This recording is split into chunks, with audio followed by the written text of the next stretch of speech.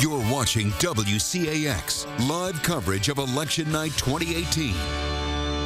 The polls are now closed and one winner already declared in Vermont. Good evening, everyone. I'm Celine MacArthur. And I'm Darren Perrin. Channel 3 News has you covered for election 2018 results.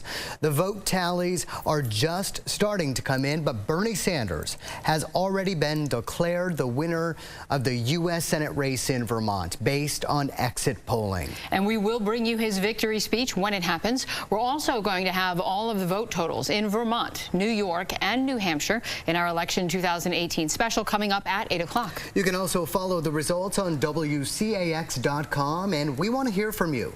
Comment on Facebook and Twitter using the hashtag WCAXelection. Well, we will see you back here at 8 o'clock. We now send you back to Entertainment Tonight. See you soon. Join Galen Etlin weeknights on the Channel 3 News.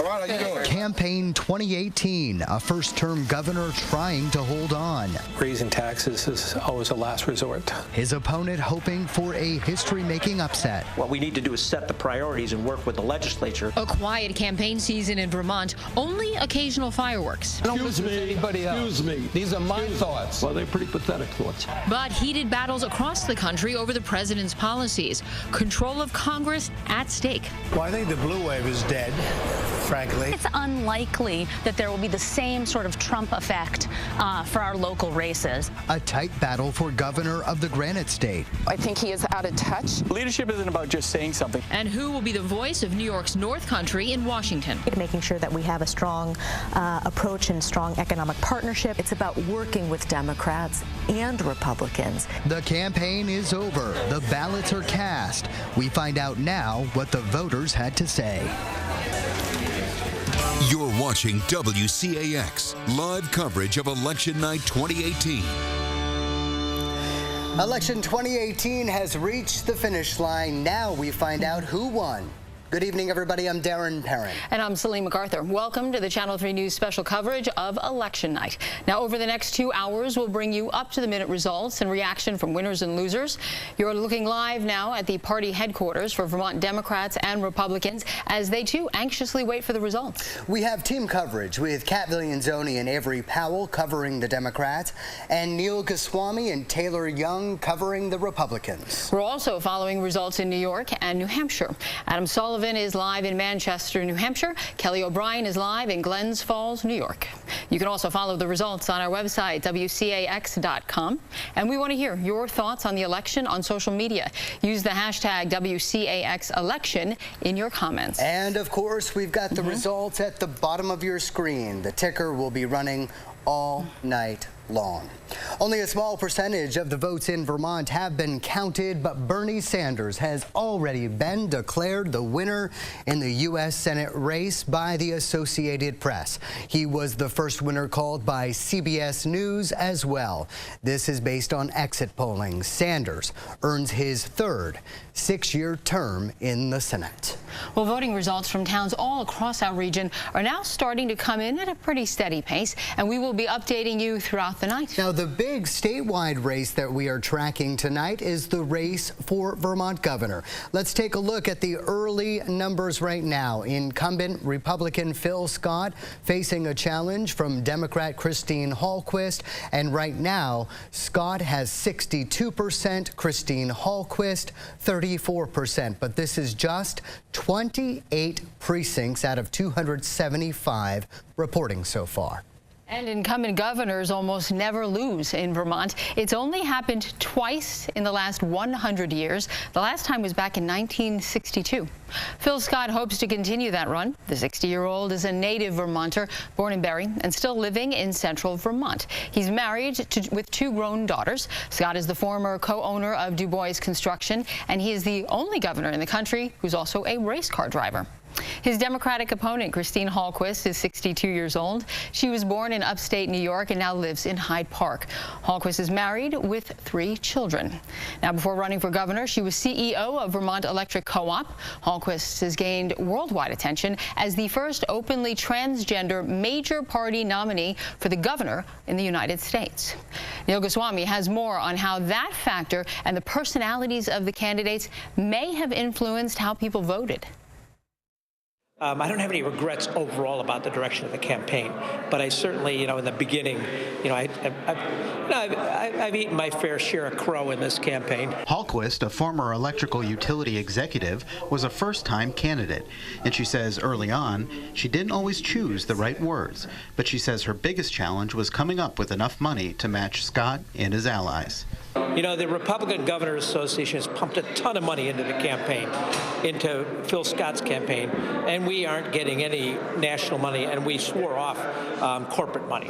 So it's been a struggle. But Scott raised $700,000, and the RGA kicked in another $826,000. Hallquist raised $560,000 and had virtually no outside help. Scott says motivating voters is a challenge when they think their candidate has it wrapped up. There's always a race in Vermont, and so trying to get people energized enough to get out and support and do all the things we needed to do. And having a record means more fodder for opponents. I think your record can work for you and against you at the same time, and certainly gives the opposition an opportunity to highlight some of those challenges. Hallquist made history by being the first major party transgender nominee. She says her campaign would not have been possible without her personal transition and finding her authentic self. this is speaking personally, nothing to do with politics. No way I could have run.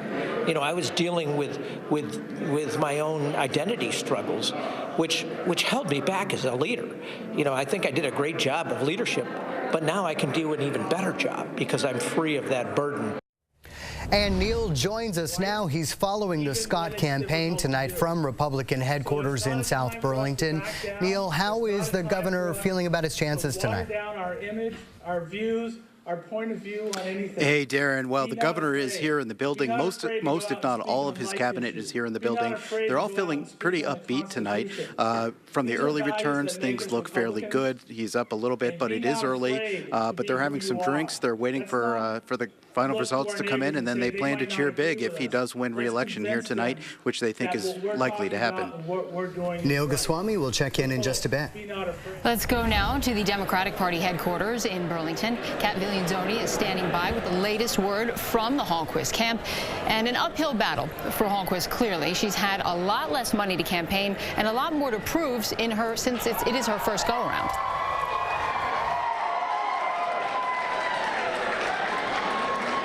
Let me tell you right now, the cheers in this camp are really actually for a lot of the national races that they're hearing getting called. I mean, that's what you're hearing right now is the reaction to the national side. As for the Hallquist camp, I did actually talk to her a few minutes ago as she arrived, and she told me she's gotten a really good reception at the polls wherever she has gone today, which left her feeling pretty encouraged about her run. Have an uphill battle, and they will be intently watching the numbers here for that as the night goes on. Darren and Celine. All right, Kat, thank you very much. And we are joined now by former Vermont Governor Jim Douglas, who is here to offer his thoughts on election 2018. Governor, thank you so much for being here. Thanks for having me. Well, asking from a perspective of a four-term governor who's run and won as an incumbent, how is this race different? Because, Governor Scott is facing a challenger who's making history as the first transgender major party gubernatorial candidate, gaining international attention. How do you handle that? Well, and he also has the challenge of President Trump, who's not particularly popular in Vermont, but I think he's insulated himself well from that by breaking with the president and going his own way. And I think we've seen historically that Vermonters really jump around the ballot. They don't vote party, they vote for the individual, the person who they think is the best for the individual job. And I think based on his record, on his down-to-earthness, if that's a noun, Phil Scott is well liked by the people of Vermont, and I think he'll get another term. Let's talk about, aside from Governor Scott, further down the ticket, not a lot of name recognition with the other Republicans on the ballot. How are you folks trying to increase the bench here? Well, we've talked about that for decades, actually, and once in a while some of us have come off the bench, and my loyal Lieutenant Governor Brian Doobie almost made it, just by a whisker. He didn't quite win in 2010, but you're right, Darren, we have to find more up-and-comers, legislative leaders perhaps, maybe somebody who's held a lower state office, as I did, before seeking the governorship. So we've got to work harder on that, and I think we'll make that a priority over the next couple of years. Governor Jim Douglas, thank you so much. Appreciate your thoughts on this. Well, we have political commentary all night from both sides of the aisle. And coming up in our next half hour, former Vermont Speaker of the House, Shap Smith Jr. talks about the races and what tonight's outcomes mean for the future of the Democratic Party, locally and nationally. But first, let's take a look at those numbers again. We're going to be tracking all of the statewide races in Vermont. Let's quickly run through some of those numbers. Here again, in the race for Vermont governor, incumbent Phil Scott over Christine Hallquist right now, 62% to 34%. In the lieutenant governor's race, incumbent David Zuckerman has 52% over Don Turner at 47%. Kind of close, but again, just 29 of 275 precincts reporting. Incumbent TJ Donovan over Jansen Wilhoit in the AG's race, 64% to 32%. And in the Secretary of State's race, 29% of the precincts reporting incumbent Jim Kondo, 60% over H. Brooke Page, 37%. In the race for auditor, Vermont Treasurer, first of all, incumbent Beth Pierce has 62%, Richard Morton has 38%. And if you're just tuning in, incumbent Bernie Sanders won his race. We will get to that in a moment. But first, the Vermont Auditor of Accounts. Again, incumbent Doug Hoffer, 55% over Richard Kenyon, 41%. That is, again, just 29 of the precincts voting. And again, just tuning in, he's been declared the victor, Senator Bernie Sanders. He won 61% over 32% by his Republican challenger, Lawrence Zupan. Control of Congress is another big one that we're taking a look at. And right now, in the race for U.S. House, incumbent Peter Welch has 64% over his challenger, Anya Tinio. It's a big story that we are watching tonight. Those two Vermont seats do not appear to be changing hands. Bernie Sanders, again, winning. Welch in a very strong lead right now. But, you know, there could be a lot of movement around the country, gains and losses by both sides. So Galen Etlin is here with a look at the bigger political picture and why it matters to you. Galen. Celine, Darren, Republicans now hold this 235 majority over the 193 seats held by Democrats. Now, 7 seats are vacant, mostly by Republicans who have resigned. And tonight, Republicans have a narrow 51 to 49 majority in the Senate. And that includes 2 independents who caucus with the Democrats, Vermont's Bernie Sanders and Maine's Angus King. Republican control of Congress and the White House has allowed the GOP to push through its agenda. And Democrats are now hoping to seize back control of both chambers. The clash of red and blue captured in one of the nation's most heated Senate races. Then we've got a job to do. Texas Republican incumbent Ted Cruz facing Democrat Congressman Beto O'Rourke, who hopes to be a part of a so-called blue wave. You can then say Texas is no longer red, it's purple. That blue wave is going to hit a red wall right here in the volunteer state. The race also tight in Tennessee, where VP Mike Pence stumped for Senate Republican candidate Marsha Blackburn up against former Democrat Governor Phil Bredesen. Democrats trying to retake the U.S. Senate majority face an uphill battle. In addition to Texas and Tennessee, both parties are playing tug of war over West Virginia, New Jersey, North Dakota, Missouri, Montana, Indiana, Ohio, Nevada, Arizona, and Florida. In the Sunshine State, it's neck and neck in the Senate race between incumbent Democrat Bill Nelson and current Republican Governor Rick Scott. Florida's gubernatorial race similarly divided for Democrat Andrew Gillum and Republican Ron DeSantis. Build the wall. Make America great again. In neighboring Georgia, the gubernatorial race under a national spotlight tonight, with Oprah Winfrey throwing support behind Democrat Stacey Abrams and Vice President Pence backing Republican Brian Kemp. Kemp is Georgia's current Secretary of State, his office facing legal challenges for alleged voter suppression. But no matter the candidate, no matter the race, And you don't hear so much about that big blue wave anymore. many of the conversations come back to President Trump. Yep, it's walls, it's Muslim bans, it's the press is the enemy of the people. We know where that road takes us. Senate candidates like Beto O'Rourke and Ted Cruz. The liberals who are in Texas are really, really mad. They hate President Trump. That anger is dangerous. For now, coloring red and blue inside their political lines. Now, closer to home, there are a number of big races in New York State for U.S. House seats, Secretary of State and Governor, and in New Hampshire, seats in Congress and the governor's office also up for grabs, with many swing votes likely to make the difference there. Our Adam Sullivan and Kelly O'Brien will have live coverage from both states in just a bit. Darren, Celine? All right, thank you very much. We are just getting started. We've got lots more to cover here in Vermont, New Hampshire, and New York, so keep it right here on Channel 3. Our special election coverage continues next with a look at the race for lieutenant governor in Vermont. Republican Don Turner trying to unseat the incumbent progressive Democrat David Zuckerman. Don't go away.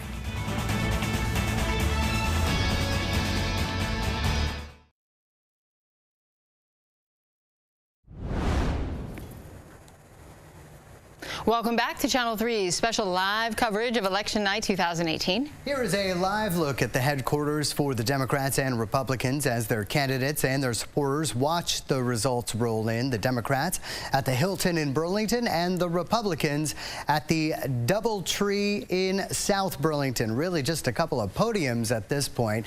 Here's what we have so far in the race for Vermont governor. Republican Phil Scott is leading Democrat Christine Hallquist 61% to 35% with 39 precincts out of 275 reporting. And in the race for lieutenant governor, progressive Democrat David Zuckerman leads Republican challenger Don Turner 53% to 46%. Again, 39 precincts reporting. Let's get to know the incumbent a little bit better. David Zuckerman is seeking his second term, running as both a progressive and a Democrat. The 47-year-old lives in Heinsberg with his wife and daughter, where he works as an organic farmer. He served in the legislature for 20 years before winning the statewide seat. Zuckerman says he takes pride in promoting debate and discussion between lawmakers on every side of the aisle. You're going to make it $15 tomorrow. It's going to kill our businesses. Frankly, that would have hurt my business. We would have had to close up if it was $15 next year. 50 cents a year or 60 cents a year for 5 years or 6 years is how we would get there. And Channel 3's Avery Powell is covering the Zuckerman campaign for us, and it looks like Avery has got the lieutenant governor with him right now. Handsome guy in a red tie. Yes, I'm joined by Lieutenant Governor right now. So how has the campaign been so far? What was today like? Today was great. We went around to a number of polling places and turnout was high everywhere, which is the best thing for everybody. So we've been talking a lot about how this election, a lot of voters are coming out as a heavy turnout. What do you think about that? Well, we were hoping for it. I certainly am hoping for it, not only in Vermont, but across the country. I think a high turnout just gives a better representation of what the public wants. I think the public is really frustrated, particularly at the national level, and they're saying we can't have any more of that. And we'll see how that trickles down in the state of Vermont. There's been a lot of energy at the polls here. Why do you think that is? Well, I think folks here are feeling, we came out of 2 years ago with one of the most depressing nights that folks on our side of the spectrum have ever had. And we're seeing high turnout. We're seeing incredible youth vote going on. We're seeing a lot of new voters come out. So I think people's energy is up for the possibility of what might happen tonight. All right, we'll see what happens. Thank you, Lieutenant Governor. Absolutely. Back to you, Selena Darren. Avery, thank you so much. Now let's get to know the Republican challenger, Don Turner. Turner is 54 years old. He lives in Milton. He's married with 3 daughters. He is currently the town manager in Milton after a decade as fire chief. Turner has led the Republican Party in Montpelier as House Minority Leader for the last 6 years. Turner spoke to our Avery Powell just a few minutes ago. We asked people to come out to vote, and they did. I don't know what that means to the breakdown of the race, but I feel really good about our campaign, and I'm proud of our team, and we're just going to hope that the numbers come in the way we want them to. Channel 3's Taylor Young is covering the Turner campaign. She's live at Republican headquarters in South Burlington. Taylor, what's the mood there right now? Well, Darren, it's high energy right now. Everyone is watching this for this race very closely. In particular, Don Turner. He represented the Republican Party for the last 6 years as a minority leader, and he gave up that position to run for Lieutenant Governor of Vermont's second highest office. And this is really his first statewide campaign, and if elected, his goal is to lower the cost of living and lower taxes. And this is a close race right now, so we'll be looking at those numbers closely. Darren? Taylor Young, thank you.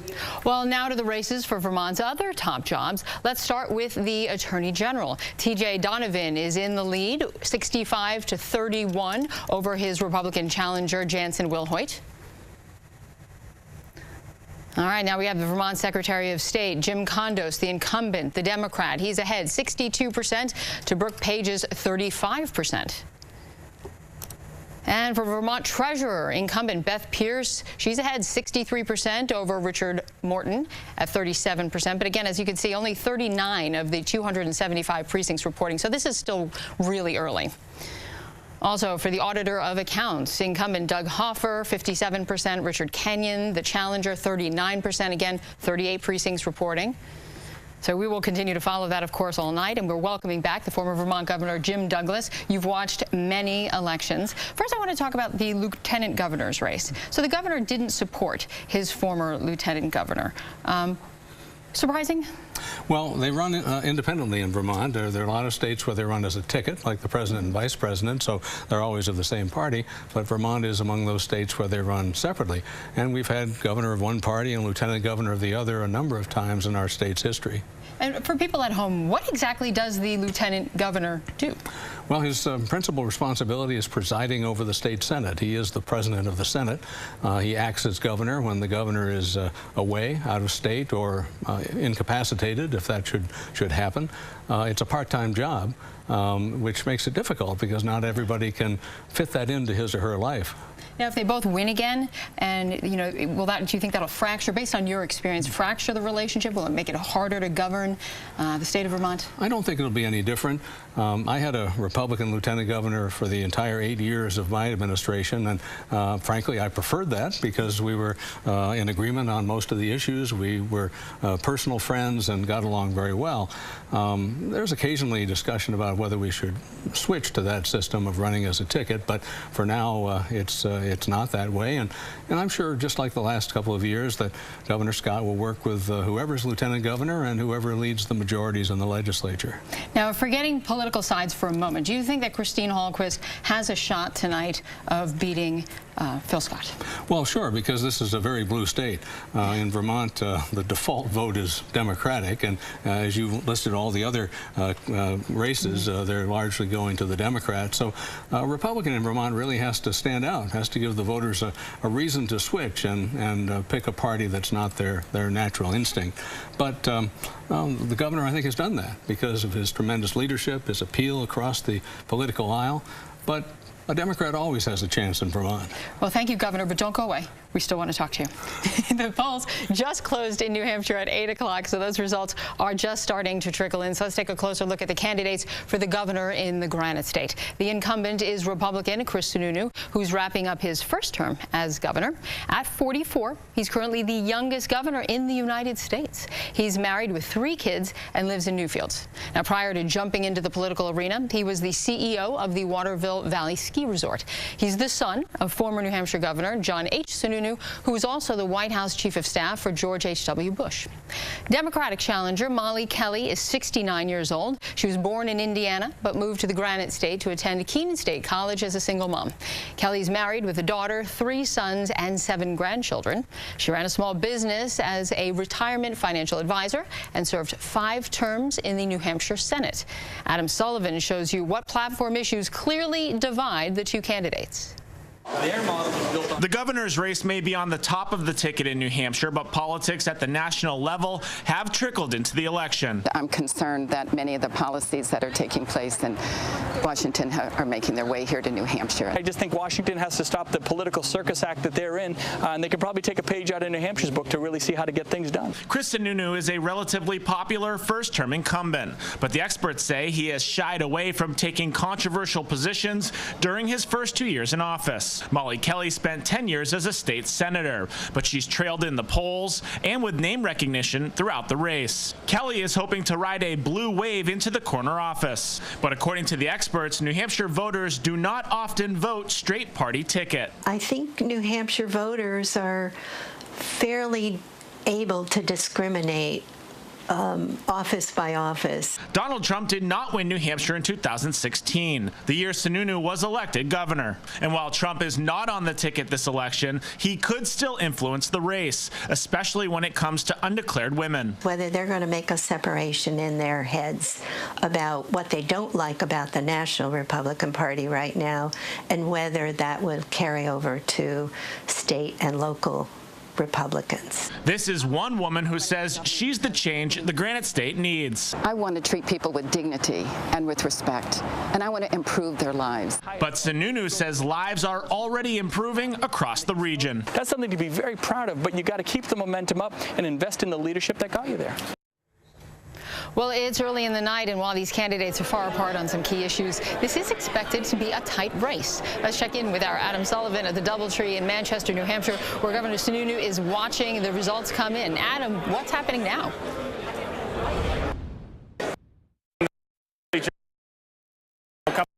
I had a chance to speak with him briefly. He said he is feeling confident about tonight. Throughout the campaign, he has focused on his accomplishments and says more work needs to be done. But on the other hand, Molly Kelly says Sununu is out of touch with working families of New Hampshire, and she is hoping to ride that so-called blue wave. Ultimately, it will be the voters who decide, and undeclared voters, in which way they break at the polls will likely be the deciding factor, along with turnout. Reporting live from Manchester, New Hampshire, Celine, Darren, back to you. Vermont Senator Patrick Leahy was not up for election this year, but he is celebrating with his party tonight. He is speaking to the crowd at the Hilton. Let's listen in. We believe in the economy that works for all Americans. We believe in honesty and decency in public life. We believe you don't lead by demeaning your fellow Americans.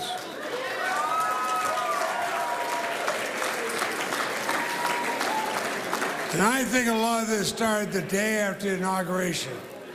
Marcel and I rented out a house on Capitol Hill for anybody who came down for the Vermont Women's March. 600 showed up, Vermonters.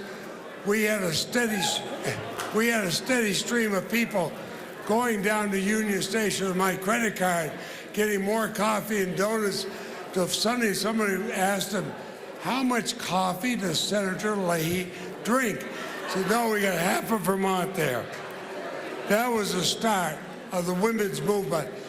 That women's movement is going to be heard tonight in Vermont, throughout the country.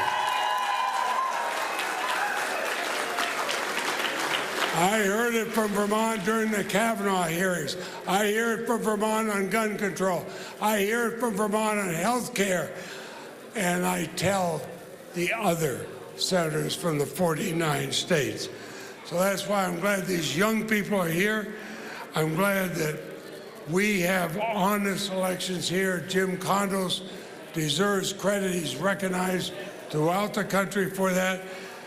But I can brag, and Marcel can brag, about Christine Hallquist and David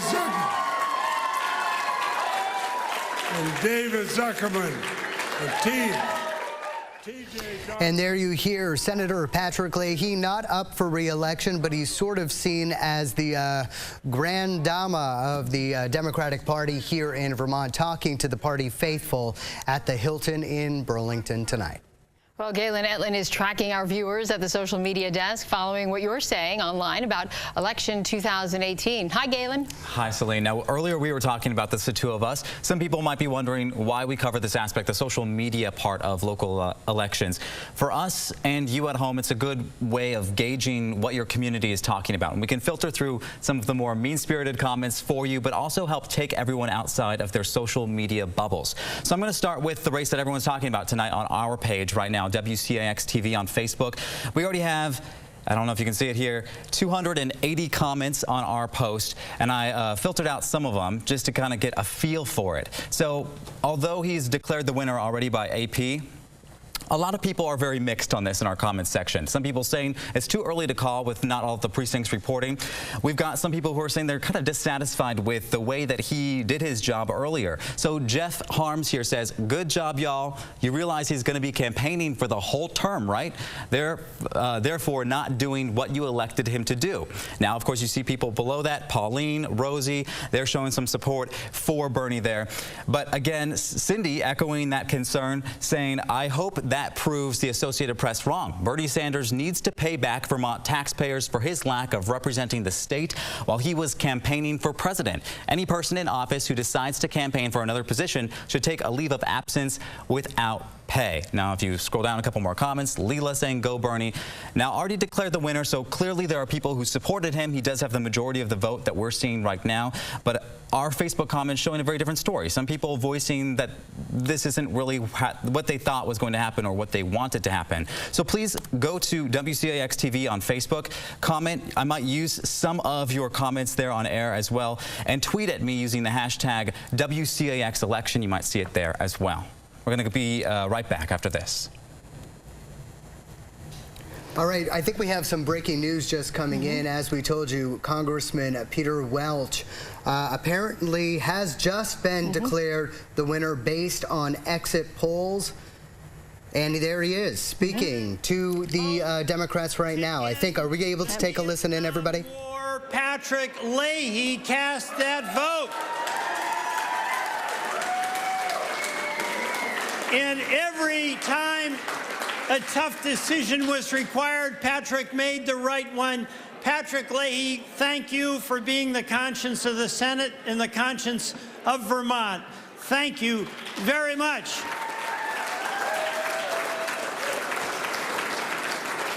And it's an exciting day, but before I get to that, I really want to thank all of the folks here, all of the campaign staff workers, all of the interns, all of the citizens who believe that every 2 years, as tough as it is to get involved in a political campaign, political campaigns and elections really matter. The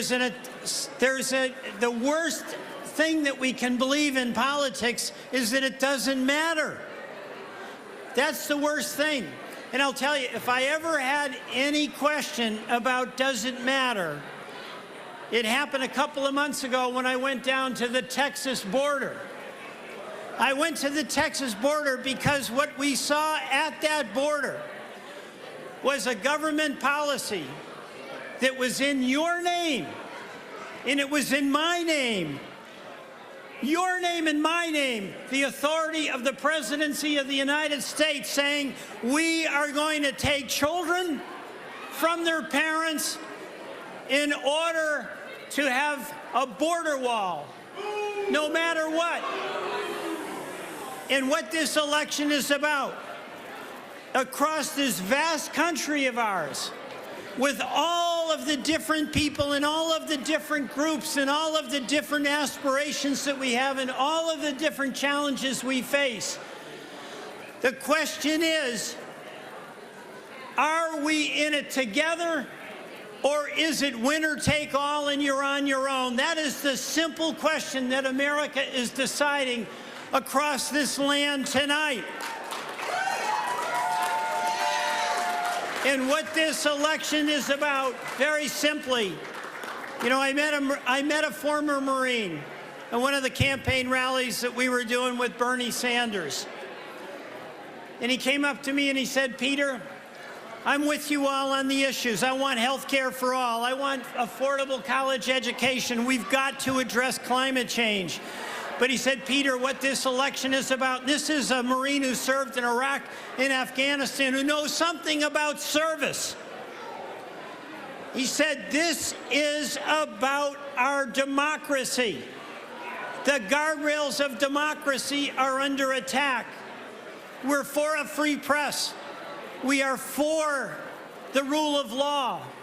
We are for respecting people no matter their race, their national origin, their sexual identity. It doesn't matter.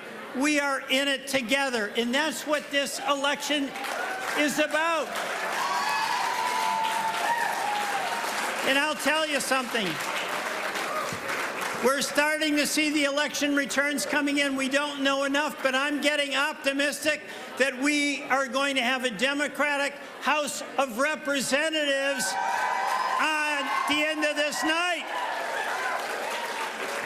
But let me say something.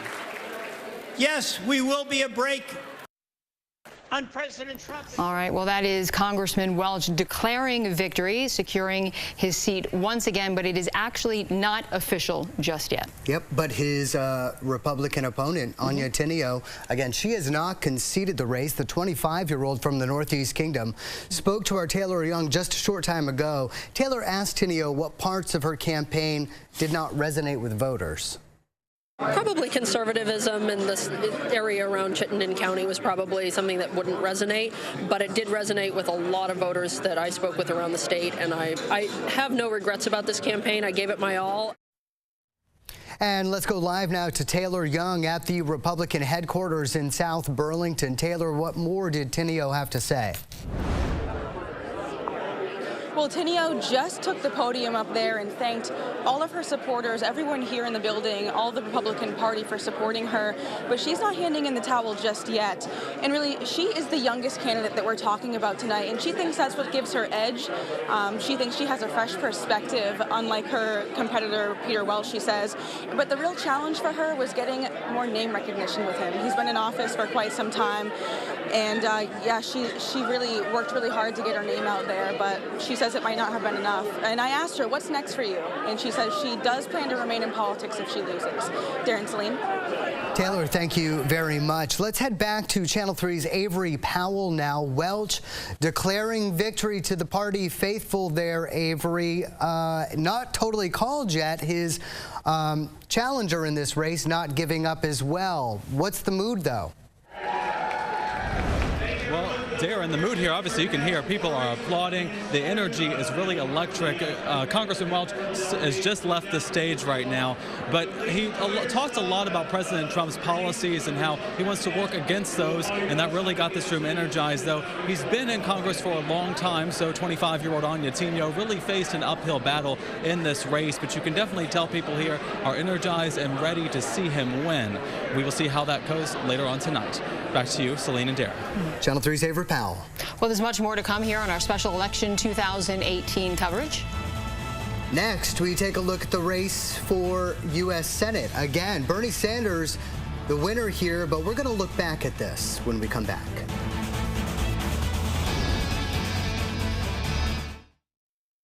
WCAX Channel 3 News election coverage brought to you by Vermont Federal Credit Union. See where better banking takes you. Welcome back to Channel 3's special coverage of election 2018.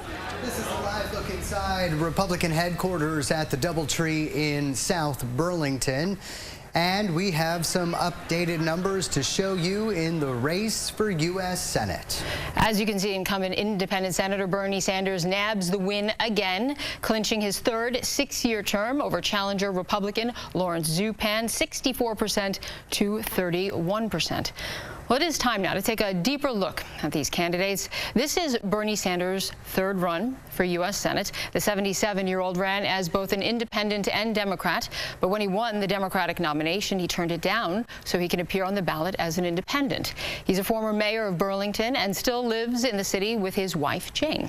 Sanders gained international attention when he ran for president in 2016 and lost in the primary to Hillary Clinton. He says he's focused on health care and defeating Republicans. I'm going to do everything I can to see that Republicans do not continue to control the Senate and the House and the White House. There are too many people in our own state of Vermont who either have no health insurance or are underinsured with high deductibles and copayments.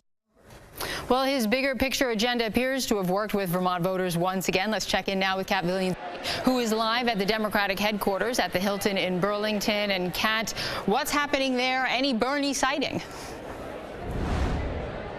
No sign of Sanders yet, and we're told that he will not be speaking until the race is officially called, so we are not expecting to hear from him for a little bit. But it was called by the Associated Press shortly after the polls closed to cheers here at the Democratic headquarters, which, of course, was not really unexpected. Nobody seemed particularly surprised to hear that he was a winner again. Again, it's very hard to unseat incumbents here in Vermont, and certainly Sanders had fairly high approval ratings. So for that race to be called early was not really a surprise. However, we have not yet heard anything official from the Sanders campaign at this point. Obviously, people here, though, very pleased to see that result. So we'll keep you updated when we hear from the senator and when he might be speaking here. Celine and Darren. Thanks, Kat. Well, Sanders has not faced a close race in over 2 decades. His challenger, this time, Republican Lawrence Zupan. This is the 71-year-old's first time running for public office. Like Sanders, Zupan is originally from New York City. He moved to Manchester full-time in 2000. He's married with 3 kids and made his living in real estate. Zupan's candidacy is notable because he actually lost the primary, but he was put back on the ballot for the general election after the winner, H. Brooke Page, withdrew. Now, he knew going in it'd be a long shot candidate, but wanted to run so Vermonters would have a senator focused on their specific needs. I feel that the people of Vermont deserve someone who's going to work full-time for them instead of running around the country campaigning for president and campaigning to promote their ideas of socialism. Well, Neil Goswami joins us now live from the Republican headquarters at the DoubleTree in South Burlington. And Neil, what is the mood there like? I mean, he knew this was an uphill battle. Yeah, well, I actually spoke with Lawrence Zupan just a few minutes ago, and he was rather defiant, saying he didn't accept the Associated Press call and he would be waiting for more results to roll in. Now, it was a pretty fiery campaign. They had a few fiery debates between Lawrence Zupan and Bernie Sanders. Lawrence Zupan tried to paint him as a socialist who wanted a Venezuela-style government, so I think he knew it was an uphill battle, but he's not ready to accept defeat at this point. Celine? Got it. Well, in this half hour, we are welcoming former Speaker of the House, Shap Smith, to our studio. Great to be here. Thank you. Thank you for joining us. Well, no big surprises. Sanders, Welch declaring victory here.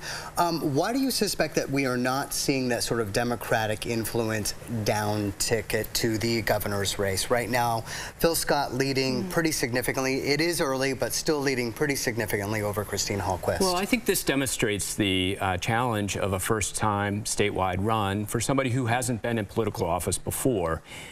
You know, part of the challenge is there wasn't enough money to really introduce her throughout the state. And I think that, you know, we're still early in the evening, but, you know, Phil has run, or Governor Scott has run a number of campaigns before. People know him. And, you know, this still is a state where knowing the candidate makes a big difference. But we also know that America loves a great story and loves a great first. Do you think that's not enough for Christine Hallquist? You know, I found when I was in politics that people really want to know you, and they want to have met you a couple times.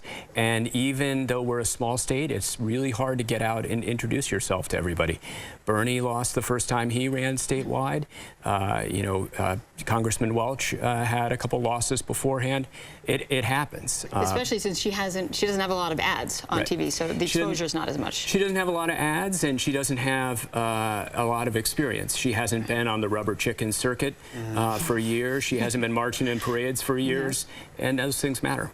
Shap Smith, see you right there. We're going to continue chatting with you in just a bit. Channel 3 special coverage of Election 2018 continues next. And we will look at the big races for Vermont, House and Senate, and the balance of power in Montpelier. Stay with us.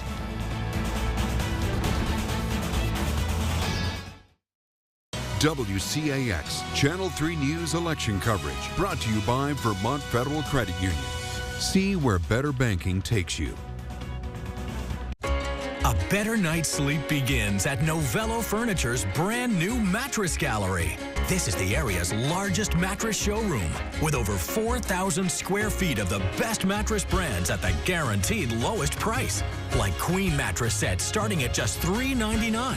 Find out how comfortable, relaxing, and refreshing it is to sleep better for less. Come to the brand new Mattress Gallery at Novello Furniture on the Barry Montpelier Road. Ready to find the home you've always wanted? Before you start your search, make sure to visit the WCAX Vermont Realty page. The Vermont Realty page is where you'll find the best realtors to help with your search. Mortgage specialists for financing, movers, and a mortgage calculator to let you know how much you can afford. And they're all in one place. Just go to WCAX.com and click on the Vermont Realty tab to begin the search for your home today. The Channel 3 News is first in news. A fiery helicopter crash in New York kills 2. And the FAA will be here tomorrow to help. We get an exclusive look inside the nation's newest submarine. This is an extremely rare look inside a submarine. In fact, we can't show you most of it for security reasons. And man's best friend became one boy's biggest hero. This is Kane? Yeah, he's the one that saved him. We never let you miss a thing. The Channel 3 News, first in news. I fell in love with storytelling at a very young age. It's a real privilege to do this job. You're invited into people's homes at the most triumphant times, but also the saddest times in their lives. And for them to share their stories with you so that we can share them is just such a privilege. And welcome back to Channel 3's special coverage of election 2018. This is a live look at the Democratic Party headquarters tonight at the Hilton in Burlington. Let's get to the latest results. This time we are breaking it down by county. The counties shaded in red are where the majority of votes are in for Republican Phil Scott. The counties in blue are for Democrat Christine Hallquist. This, though, is with 71% of the precincts reporting. In the last election, Scott won all but 3 counties in Vermont, but he did not win Chittenden County. Right now, he is ahead there. That's a big one. It accounts for about 1/4 of all votes in Vermont. Hallquist needs a win there. Windsor and Windham counties also big ones. They typically go blue, and right now, Hallquist is leading in Windham County. She's banking on those tonight, and right now she is ahead there.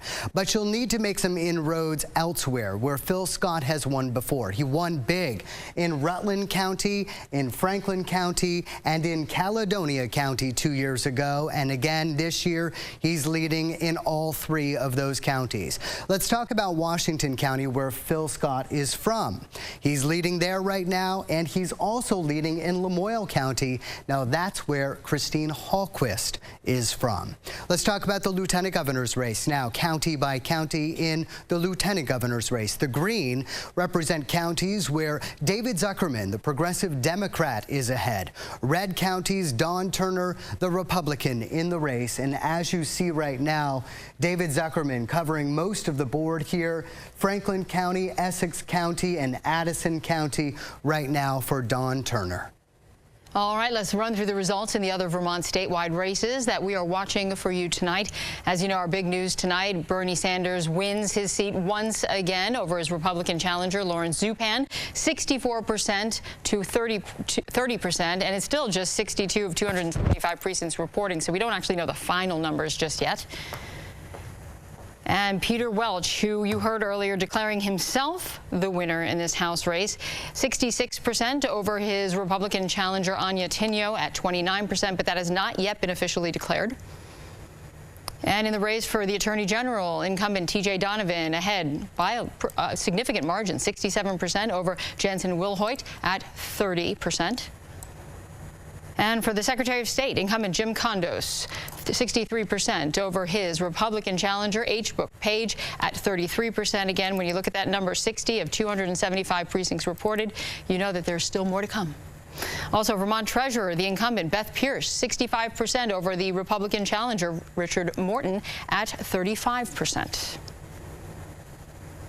And for Auditor of Accounts, the incumbent Doug Hoffer, 58% over Republican challenger Richard Kenyon at 38%. Well, today's election will also determine which party controls the Vermont State House. All 150 seats in the House of Representatives and all 30 seats in the state Senate are up for grabs. Now, for many years, Democrats have held a sizable majority. Here's how it looked in the last biennium, or two-year period. In the House, Democrats held 80 seats to just 53 for the Republicans. The Dems could usually rely on support from the progressives and several of the independents to push legislation through. So Democrats also with a huge advantage in the Senate in the last 2 years, holding 21 seats to just 7 for the GOP and 2 for the progressives. A big question tonight, will the Republicans hold enough seats in both chambers to prevent a veto-proof supermajority? Let's take a look at some of the county Senate races. In most instances, incumbents are expected to hold serve, but there are a few counties where races are expected to be competitive or where seats could change hands. And one of those counties is Addison, where 6 candidates are running for 2 seats, and longtime Democrat Claire Eyre has decided not to seek re-election. Here are the results at this hour as they stand. Leading the pack, Ruth Hardy, followed by Christopher Bray for those 2 top positions. Leading the pack downward from there, Mary Audette, Peter Briggs, Paul Ralston, and Archie Flower. Let's go to another one that we are watching, and that is in Franklin County. 4 candidates battling for 2 seats in the Senate. Republican Carolyn Brannigan retired, opening her seat, and right now, Randy Brock, former Auditor of Accounts in the state of Vermont, is leading over Corey Parent, also that second spot there, followed by Pam McCarthy and Dustin Tanner. Let's take a look at Rutland as well. Republicans held all 3 seats in the last biennium, but 2 of those senators stepped down. Can Democrats make inroads? Right now, here are the top 4 candidates. Brian Collarmore, James McNeil in the top 2 positions. You can track all of our legislative races at the ticker, the bottom of your screen, right there, or on WCAX.com. Joining us now to talk about these races, Speaker of the House again, Shap Smith, a Democrat. Your take so far? Well, if you look at the House, it looks like they're going to pick up probably close to 10 seats, which is actually a little bit more than I think people thought. Looks like they'll hold serve in the Senate. I think it's a real problem for the Republicans going forward, not necessarily about the supermajority, but I think the challenge for them is they're not growing the farm team. They didn't have people at the state level who got in at the time of the primaries, and they are not growing the farm team at the House and the Senate level. I think it's a real challenge. And there have been a number of incumbents who've lost tonight, and that's a real problem. Well, speaking of that, I mean, this will be a big upset if this turns out to be true. We have unconfirmed reports at this point that Kurt Wright, a Republican in Burlington, the only Republican in the largest area in Vermont, may have lost his seat tonight. Yeah, are you hearing that? I have heard that as well. I've also heard that Fred Baser, who was a well-respected moderate Republican in Bristol, also lost. I think that you're seeing, and new candidates like Lucy Rogers in Cambridge has picked up the seat, I think, depending on what the Waterville results are. It's pretty impressive for the Democratic House candidates. Real quick, for the people at home who are looking at this, what does this mean for them so far? I know it's still early in the evening. Well, I think what it means is we're going to have, split control of government again. And my hope is what it will lead to is each one of the leaders, the Speaker, the Senate Pro Tem, and the Governor, rolling up their sleeves and going and saying, hey, we have problems to solve. We're going to work together to do that. Shap Smith, thank you so very much. You're welcome. Well, we will continue to have analysts, experts, and insiders from both sides of the aisle. And coming up in the next half hour, political editor from 7 Days, Paul Heinz, joins us on the Channel 3 News desk to talk about tonight's results and what that means for Vermont. We'll see you soon.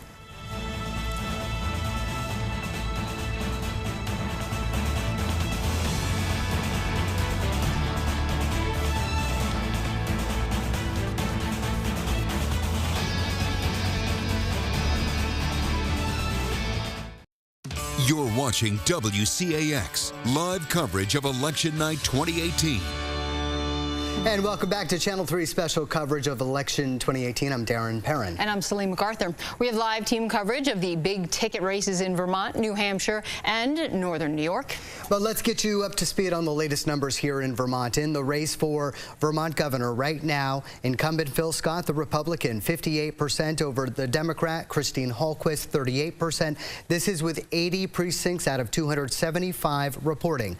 In the lieutenant governor's race, incumbent David Zuckerman has 55% over Republican Don Turner, 43%. And in Vermont's Senate race, as you know, incumbent Bernie Sanders declared the victor, 65% over Republican challenger Lawrence Zupan at 30%. And in the race for U.S. House in Vermont, incumbent Peter Welch, officially now by the AP, declared the winner at 67% over Republican challenger Anya Tinio at 28%. And to offer more analysis, 7 Days political editor Paul Heinz joins us now. Thanks for being here. Good to be here. So what are you making of these numbers in so far? Well, I think obviously the race that we've all been watching has been the gubernatorial race, and it's still very early in the evening, but things are looking quite positive for Governor Scott.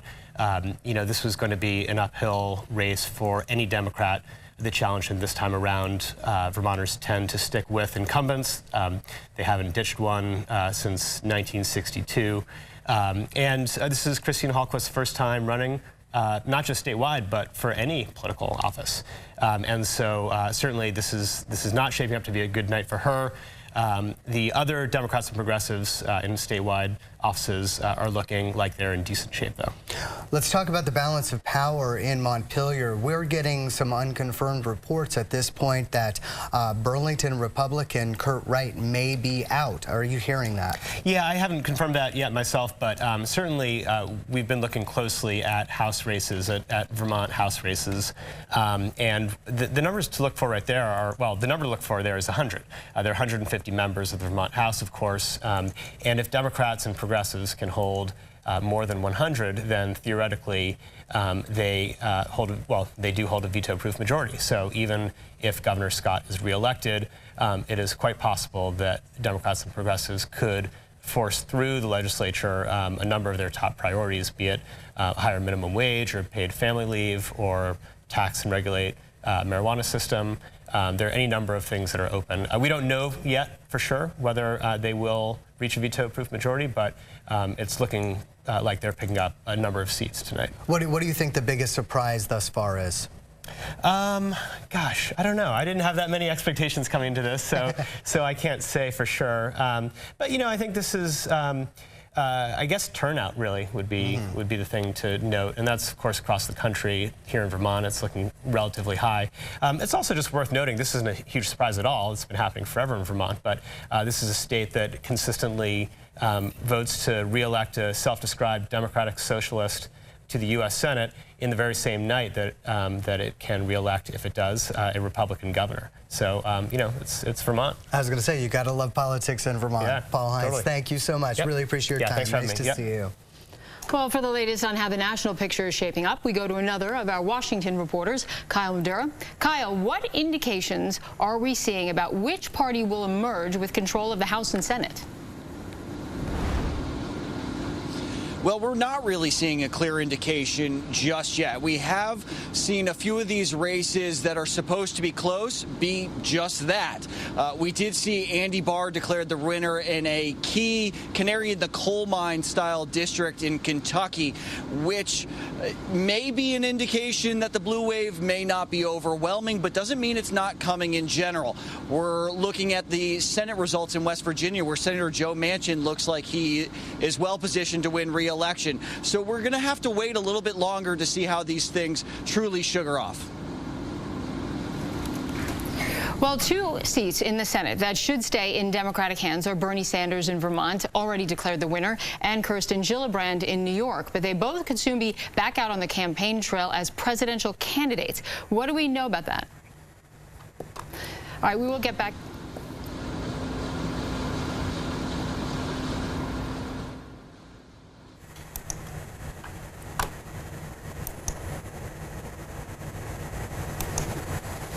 Looks to me serving out his full 6-year term, and he of course said that wasn't going to happen. He also wouldn't commit to making 95% of his votes. Now that's a key distinction to make, because in another relatively low-profile debate, Kirsten Gillibrand of New York did say that she would serve her full 6-year term, which was surprising to many of us who watch these things, because she's expected to be one who could throw her name into a 2020 presidential race. Most people don't really believe her answer, though, so we'll see. It's possible that both of these candidates could be out on the trail when it comes around time to run for president in 2020. I apologize for cutting you off. Thank you very, very much. We will try and get back to you. But first, we are headed to Bernie Sanders, who is at the podium right now at Democratic headquarters. Let's hear what he has to say about his victory. Jane and all of the kids behind me. And I want to thank all of you, and mostly the people of Vermont.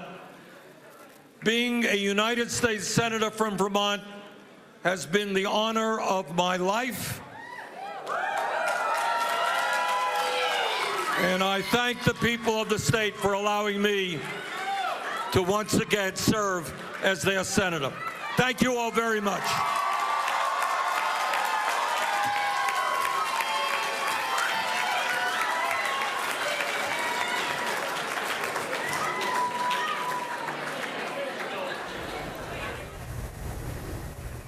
That was Bernie Sanders declaring victory, thanking the folks at the Democratic headquarters at the Hilton in Burlington.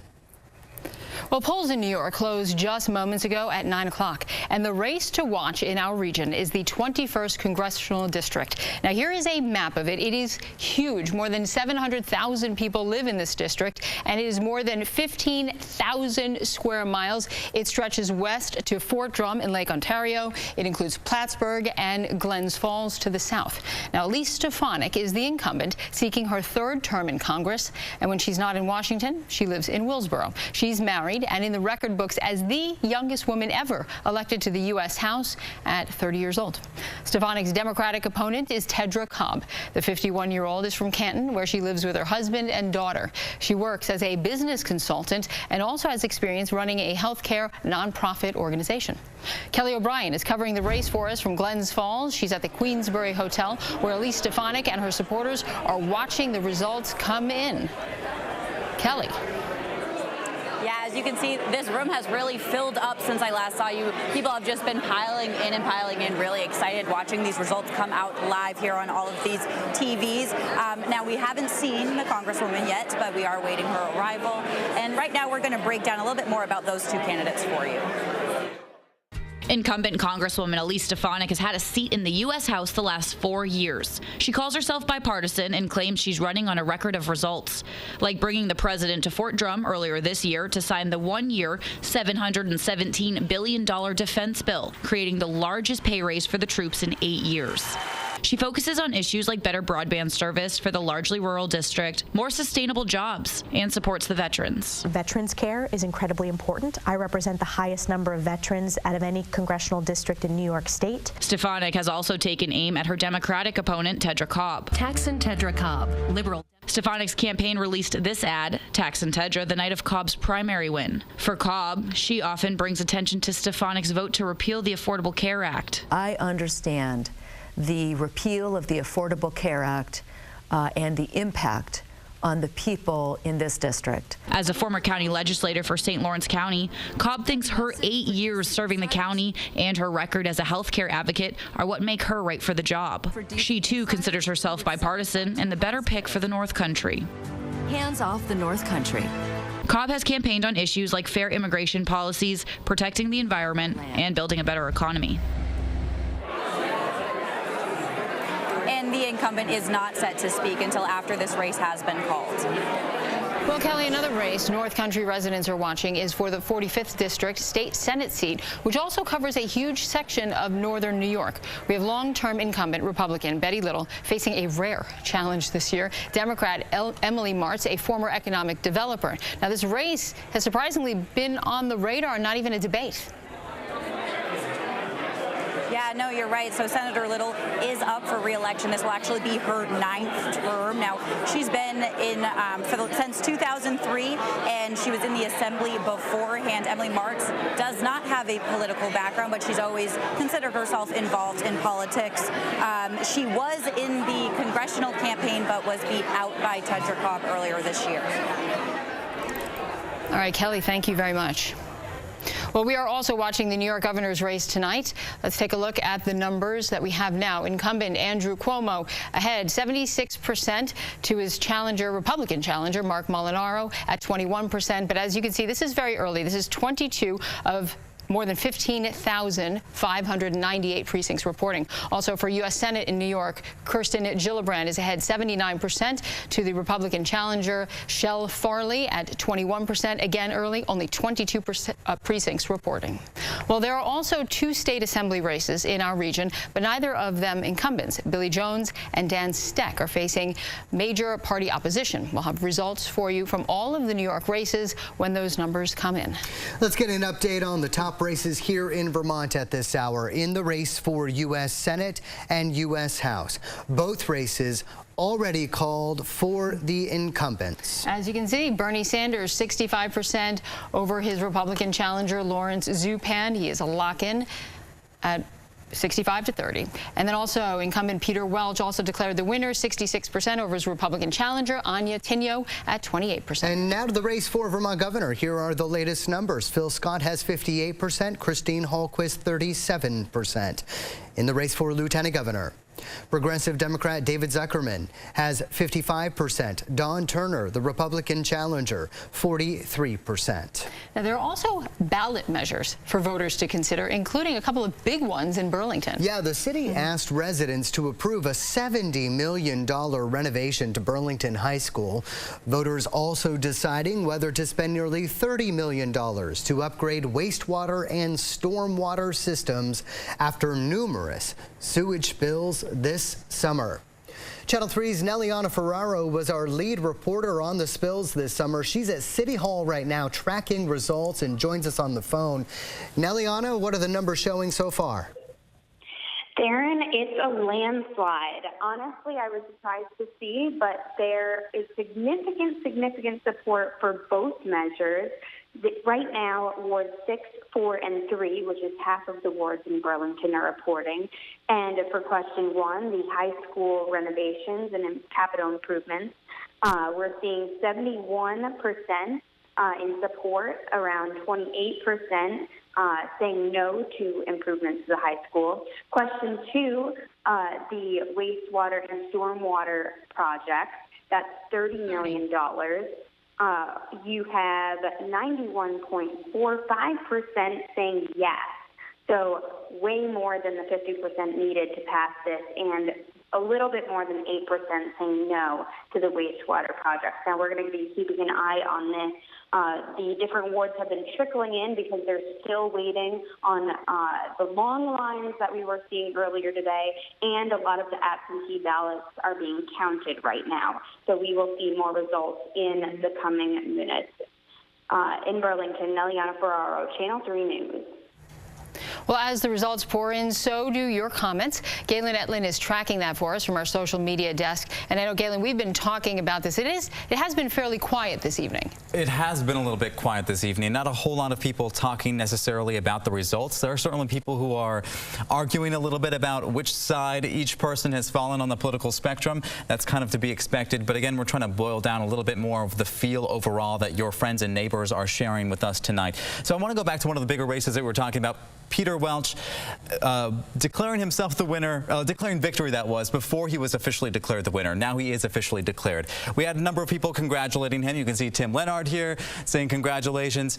Cindy also congratulating Peter Welch.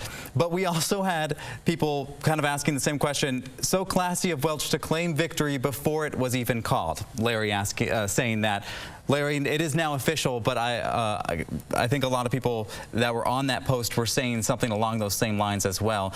Eric saying that a lot of the Democratic wins aren't really what he was hoping for. He says, my Vermont has left me. We used to elect common sense conservative leaders, and now we elect trust-funded carpetbaggers from out of state.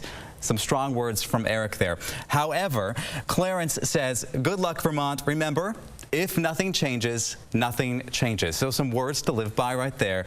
And then an interesting one that I saw from Brandy Barton. Now, she had a long post here essentially saying that Vermonters have kind of eclectic views, you know, where some might be conservative, some might be more liberal, a mix of red and blue. Now, the highlighted portion here is what I wanted to point out, kind of a message of hope and something more uplifting, saying Vermont has values and every person that has graced my path has had an impact on me. So we hope that you can take away with you that some people on social media are sharing these thoughts of let's come together, even if we may disagree on some of the issues, whether you're red or blue or somewhere in the middle. This is what these comments really mean. So more comments like this, please. It makes this job a lot more fun and easy to interact with you. We'd love to hear more of your comments on Facebook and on Twitter. Use the hashtag WCAX election. I'll have more in just a little bit. We want to keep a smile on Galen's face, don't we? Civility in politics. We'll keep you smiling, Galen. Channel 3 special coverage of election 2018 continues next. A look at the balance of power in Montpelier when we come back.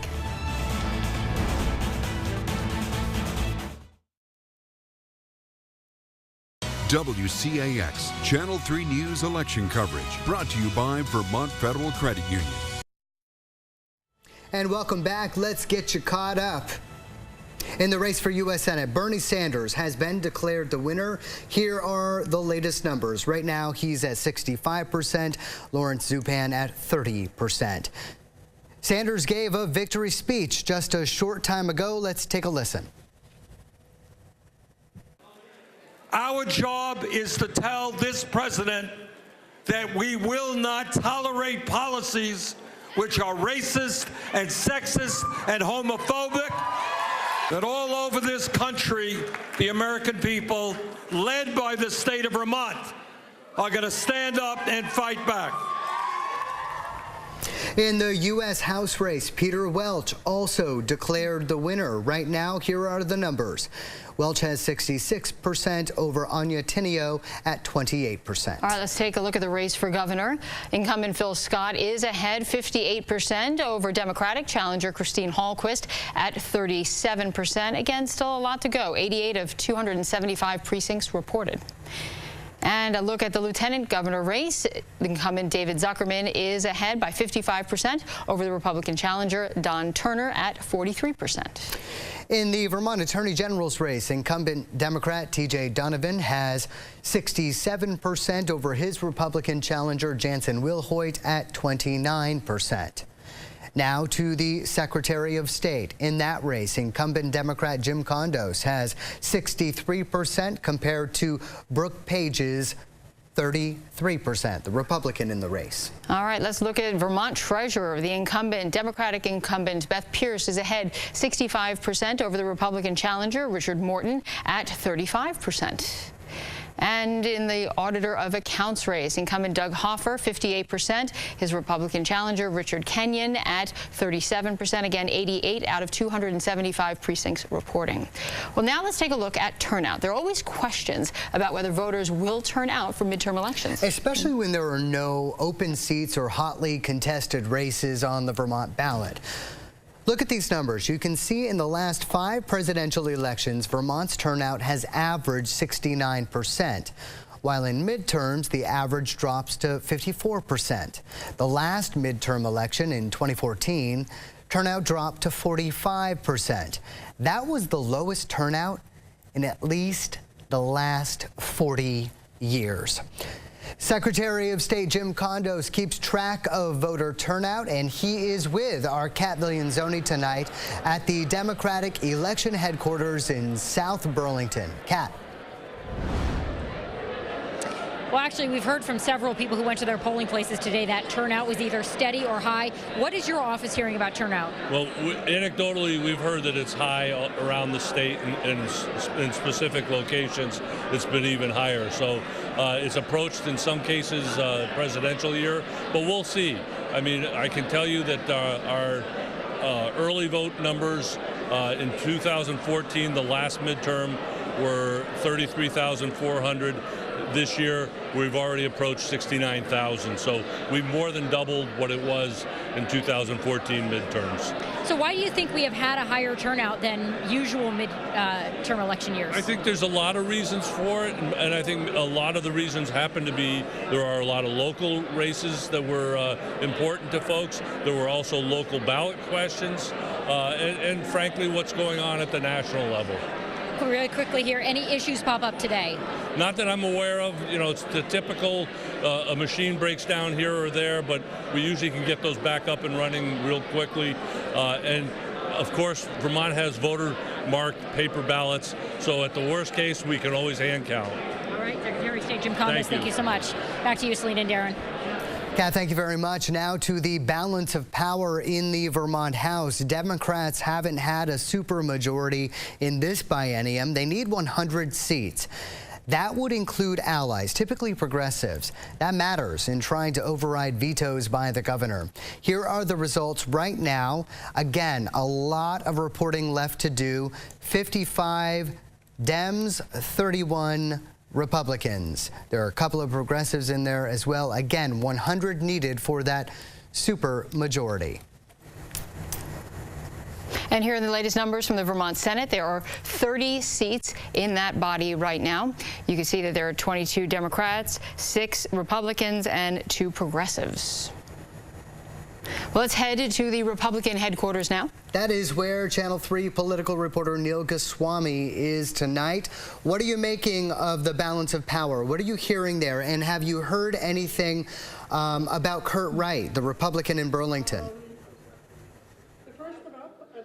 Hey, Darren and Celine. Well, it does appear that Kurt Wright is losing tonight. The Democrats have been making a big push to have a veto-proof majority in the House, and they appear like they may be on their way. Along with Kurt Wright, Fred Baser, a moderate Republican who sits on the House Ways and Means Committee, appears to be going down. In Stowe, Representative Heidi Sherman, a longtime incumbent, appears to have survived. She's up by about 86 votes over Democrat Marina Meerberg, and Democrats were hopeful they could pick off a seat there. But again, Heidi Sherman looks like she will be returning to the State House in January, and we'll bring you more results as they come in, but it looks like Democrats are picking up seats tonight. Neil, talking about the governor's race, Governor Scott in the lead, but do you think there's still a chance for Christine Hallquist? The former Speaker of the House, Shop Smith. You know, it looks pretty tough at this point. The governor is pretty much winning all over the state, aside from Windham County. I was in the governor's war room a little while ago. He's in there with his team and his family, and they look pretty confident. They're intensely watching the returns come in, but they feel pretty good about this, and they should, as it appears he is well on his way to victory tonight. All right, Neil Goswami, thank you so much. Republican strategist Denise Casey is here to talk a little bit about this. What are you making of this shift and Democrats picking up some seats by the looks? Well, good evening. It's good to be here. Thank you. It looks like Vermonters are deciding on divided government at this point. The Governor Scott looks very, very strong statewide, but it does look like the Democrats are going to pick up some seats in the legislature.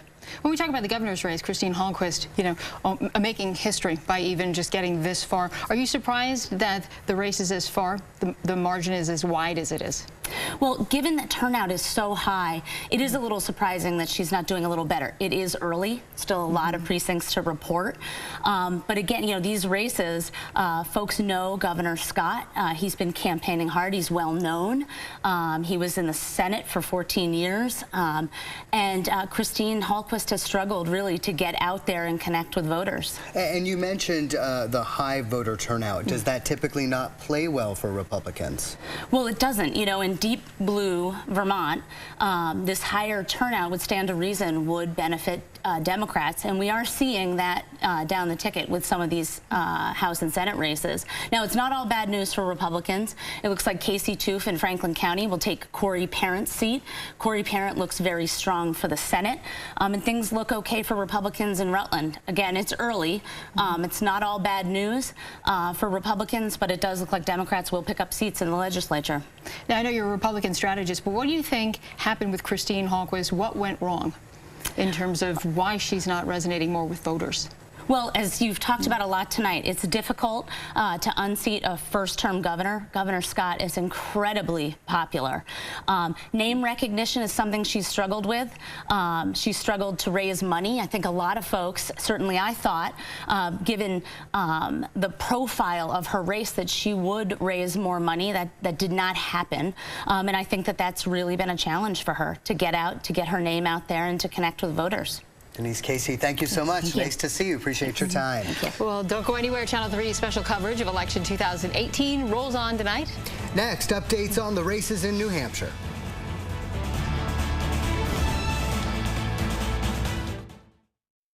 WCAX Channel 3 News election coverage brought to you by Vermont. Welcome back to the Channel 3 News coverage of election 2018. We are watching a real battle tonight for governor of New Hampshire. Yeah, here are some big surprises here. Take a look. 50% to 48%. This one will be a nail-biter tonight. Our recent poll said it, and there it is. Chris Sununu, 50%. Molly Kelly, 48%. Let's go right to Adam Sullivan in New Hampshire and Manchester. What are you making of this, Adam?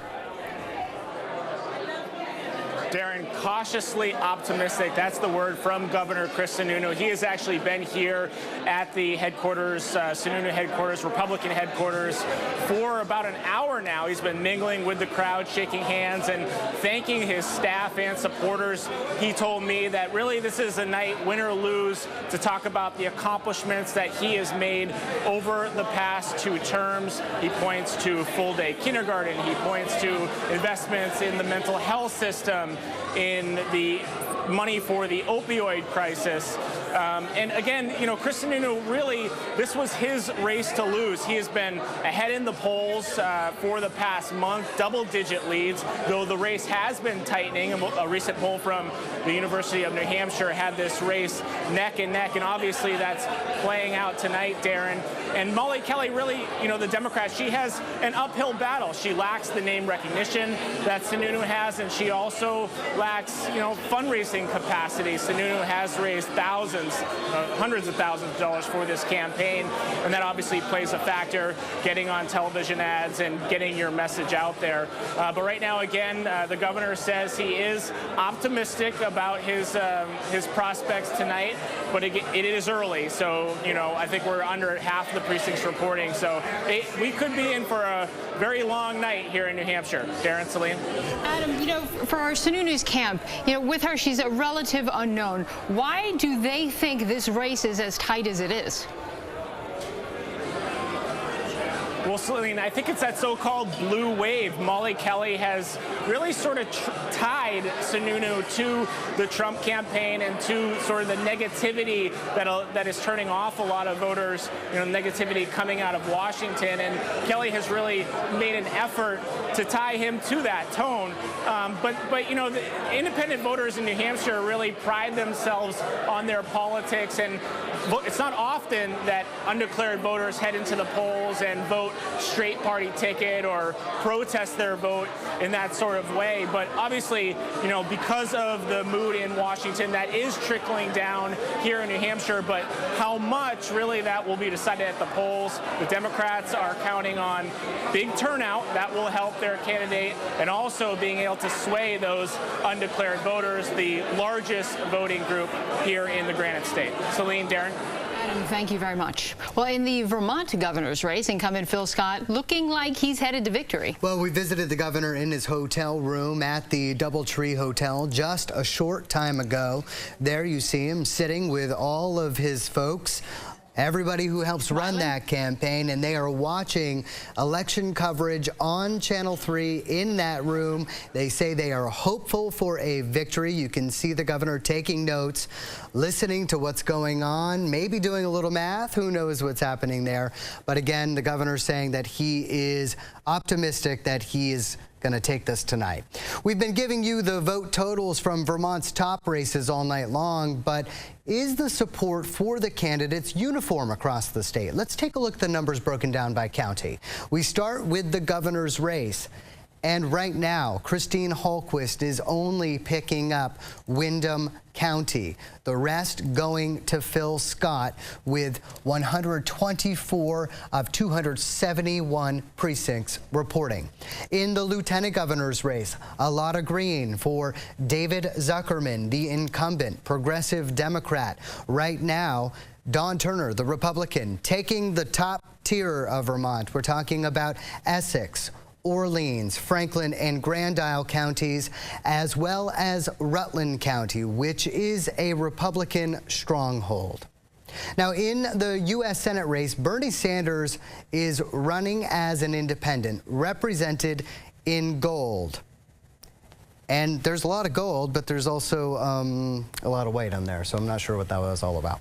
And in the U.S. House race, Democrat Peter Welch in blue. He takes the whole state except for Essex County. All right, in the other statewide races, Attorney General T.J. Donovan is leading with 67% of the vote over his Republican challenger Jansen Wilhoit at 29%. We're now at 122 of 275 precincts reporting. The Secretary of State, incumbent Jim Kondo, 64% over his Republican challenger H. Brooke Page at 32%. Beth Pierce winning another term if she keeps this up at 65% over her challenger Richard Morton at 35%. And right now, it's Doug Hoffer over his Republican challenger, Richard Kenyon, 59% to 37%. Let's check in with the Democrats now at the Hilton in Burlington. Kat Villanzoni is with Terry Anderson of the Democratic Party. Kat. Absolutely. Well, Terry, you know, we've been watching. I mean, we're craning looking at the screens right now. What are people really paying attention to here tonight? I think attention's divided. There's a lot of people looking at the national races because there's a lot of investment in what's going on in Washington, D.C. But people are also really focused on the number of local Vermont races. Certainly the races for state legislature around the state with looking really good for Democrats right now. We're going to hold our own in the state Senate. Looks like we're going to pick up 10 or 12 seats in the House at least, and that's very significant. Waiting for some more numbers to come in on the statewide races. Looks like all of our statewide incumbents are going to be reelected. And so people are looking at all that stuff. What about the numbers for the governor's race? Obviously, that's a big ticket item. What's your thoughts so far? So far, I think it's a little weaker than we wanted it to be. We're waiting for some of the bigger Democratic towns to start reporting in, and I think it'll tighten up some then. But we'll have to see as they come in where the final numbers stand. So obviously you mentioned it earlier, there's some wish that we'll pick up more seats in the House. If you get a supermajority, will you continue to work with the governor? Well, I think the question is, will the governor work with the supermajority? You know, the House Democrats tried again and again to work with Governor Scott, and he always kept coming in with last-minute proposals and changing demands, in the ninth hour. House Democrats view themselves as being a co-equal branch of government, the legislature and the executive branch. It's important if Phil Scott's reelected that he treat it that way as well. We heard that turnout might be high for this election. What's your reaction to that? Is that a good thing for you? Is it not?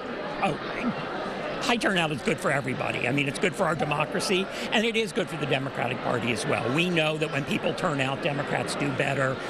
We worked really hard to get voters out to the polls to spread the message about how important it is to vote.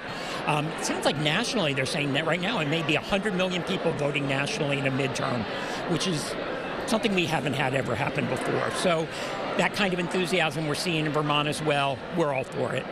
And which races is the party for Vermont focused on the most tonight? I think right now we're focused on tracking the various legislative races. We had about 20 targets around the state. Some of them we don't have any numbers from at all. We're really excited about Bob Hooper winning, knocking off Kurt Wright here in Burlington. Lucy Rogers winning up in Cambridge. There's a number of races like that. We think Mitzi Johnson looks like she's in good shape up in the islands, but we're waiting for the last counts to report there. So those kind of races, and some of them are going to take. Thank you so much for joining us. Thank you. Back to you in the studio. All right, Kat, thank you very much. Let's head back to Galen Etlin at the Social Media Center. Galen, what are you seeing? Well, not actually a whole lot. I think the conversations kind of died down, at least about specific issues and candidates. It may also be because we haven't had official declarations on some of the candidates as those tallies still get counted up tonight. Terry thanking us for our coverage, keeping her up to date on the results, and she's looking for Windsor County results. Terry, I think Darren just reread some of the county information from Vermont, so stay tuned. We'll continue to have updates on that throughout the night as well. Eric sends us a great question on Twitter. He says, where does the Associated Press get off reporting who is the winner when there is only a couple % of votes counted? What right and authority do they have to make these claims and just let the numbers come in and let it play out? So this is something that a number of people have actually asked across our social media platforms, Facebook and Twitter.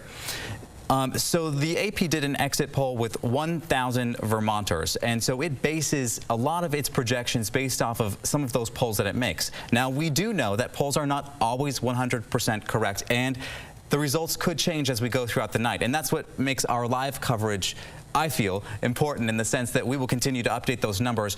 We, as WCAX Channel 3 News, are not declaring any endorsement for a candidate or saying that they are officially the winner. We are saying that the Associated Press has declared it, and we're simply reporting that to you. So we will keep all of those numbers up to date throughout the entire night, and if by chance candidates who have been declared the winner are no longer winning, we will be the first ones to tell you that. So stay tuned. Keep tweeting at me. Your questions are great. We may even discuss this a little bit more with some of our political analysts later tonight. Eric, thank you, and the rest of you as well. Again, that hashtag on Twitter, hashtag WCAX election. We also have a post pinned to our WCAX Facebook page where you can comment questions or your own comments about some of the issues in this election. I'd be happy to read them. And I agree, Galen. Our live coverage is so important. And everyone will get it here first. And that's why you shouldn't go anywhere. We are expecting to hear more from the candidates, and we'll have more analysis on the way. Plus, your latest election 2018 results right here on Channel 3 in just a few.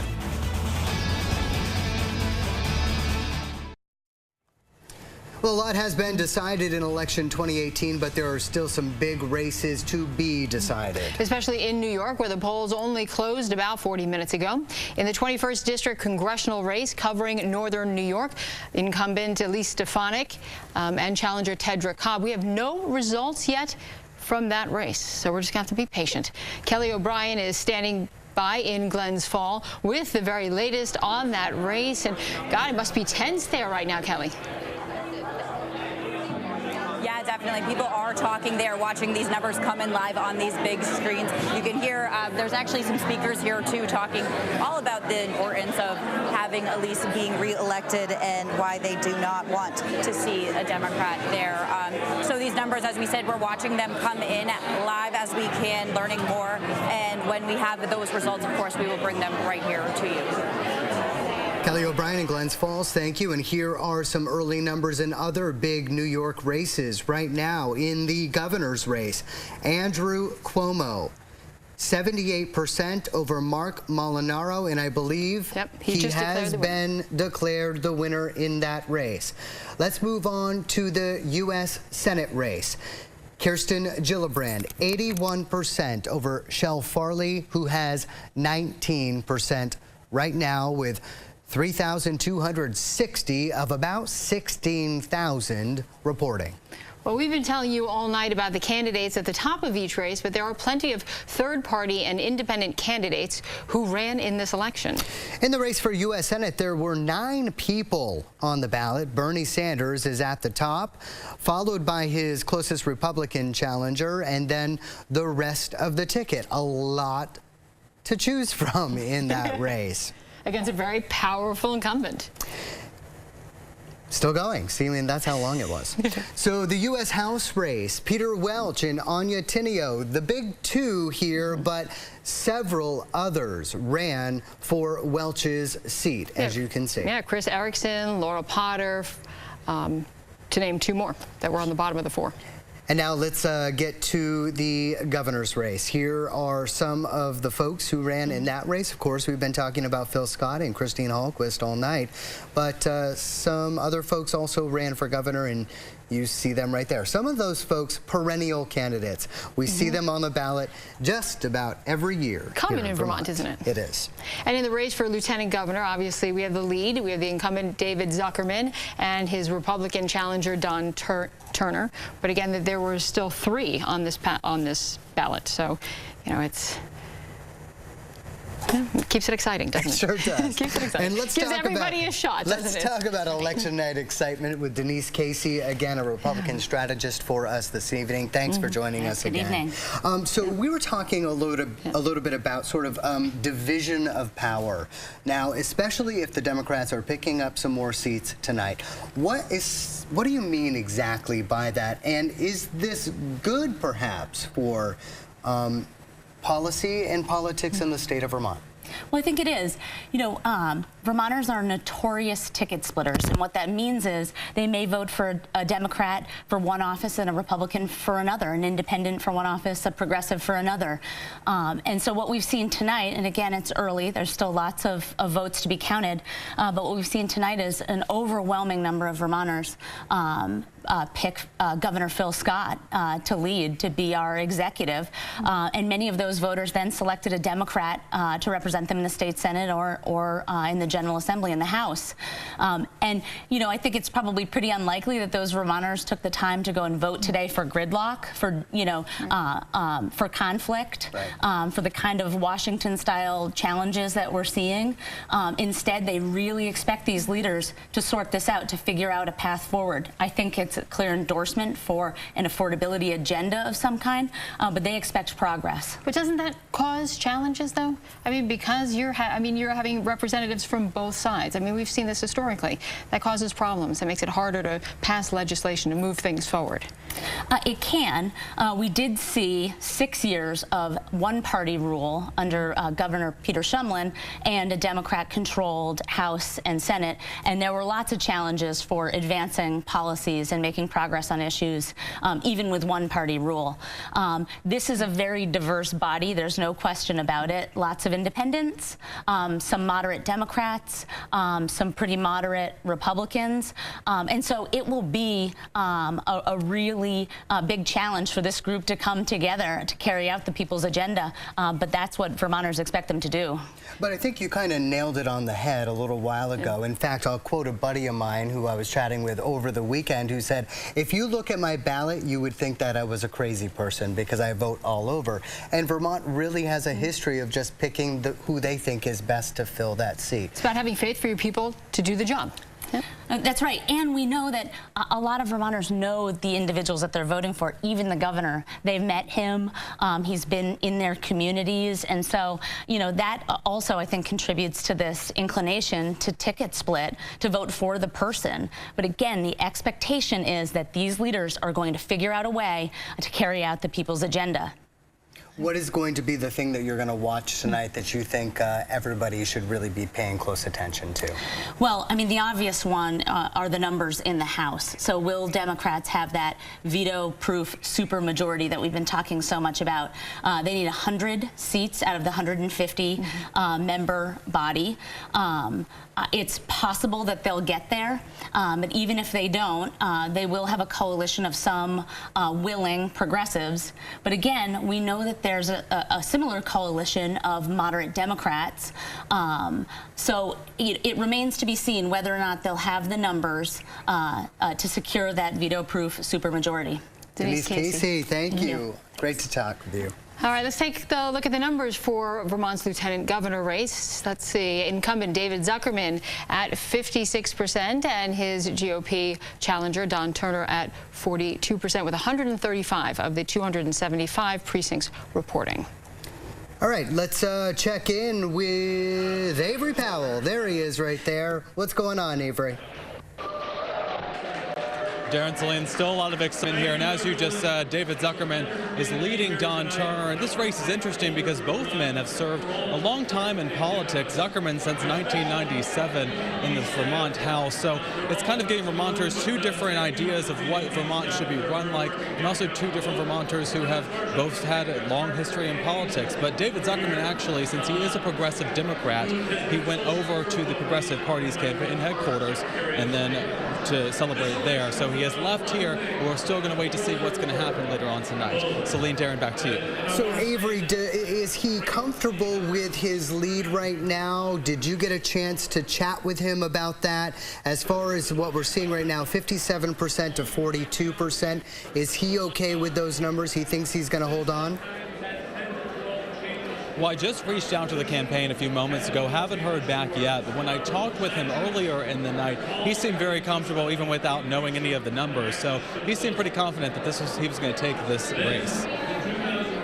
Avery, thank you. All right, now to Channel 3's Taylor Young covering the Turner campaign. She's live at Republican headquarters in South Burlington. Taylor, what's the mood there right now? Well, Celine, it's really mellowed out here right now. People are taking the podium now, thanking their supporters. But one person that hasn't taken the stand yet is Turner. He hasn't gone up there. But we did speak to him earlier, and he said he's nervous about tonight. And he has really been the voice of the Republican Party for the last 6 years, serving as the minority leader. And this is his first statewide race. And he says if he wins, he really plans to lower the cost of living and lower taxes. And we'll be watching this race closely and speaking with him as soon as we can. Darren, Celine? Taylor, I got to ask you a question about this. We just saw Avery at the Democrats. You're there at the Republicans. The Democrats was so loud that Avery had to put his finger in his ear. It seems like a very different mood there. Or is it simply because someone's at the podium? I mean, Jim Condos was at the podium at the Dems as well. I mean, yeah, we just had someone up on the podium. It looks like we're in between right now, and it's really mellowed here. I mean, before you saw behind me people standing up, people clapping, people cheering. Now everyone is really taking a seat and just having conversations with one another rather than kind of standing up and cheering here. Because of the numbers, because, you know, it's a 57 to 42% race. Is that why they're kind of now a little subdued? Yeah, I mean, a lot of their candidates are behind right now, so I really think that has something to do with the mellowed out mood here tonight. All right, Taylor, thank you very much. All right, let's take a look at the race for governor. Can we get those numbers up for us? There's the lieutenant governor's race. Let's go to Neil Goswami to try to make sense of what's happening with these two top races. Hey, Neil. Hey, well, look, the governor's got a pretty good spread right now, about 20 points. You know, his message has been affordability, and he harped on that pretty much for the last 3 or 4 months of this campaign against Christine Hallquist, whose message was really about big spending. You know, she wanted to bring in some new programs, and those things cost money. She said it wouldn't cost voters a lot, but she said that those were things that she could deliver without too much of a tax hike. And it appears that people just didn't buy into that tonight. And the governor's message of affordability is one that's carrying the night. Neil, have you seen the governor other than up in his room? We had some video of him watching the results come in on Channel 3. Thank you, Governor, for watching. Neil, any idea when he's going to show up in the room?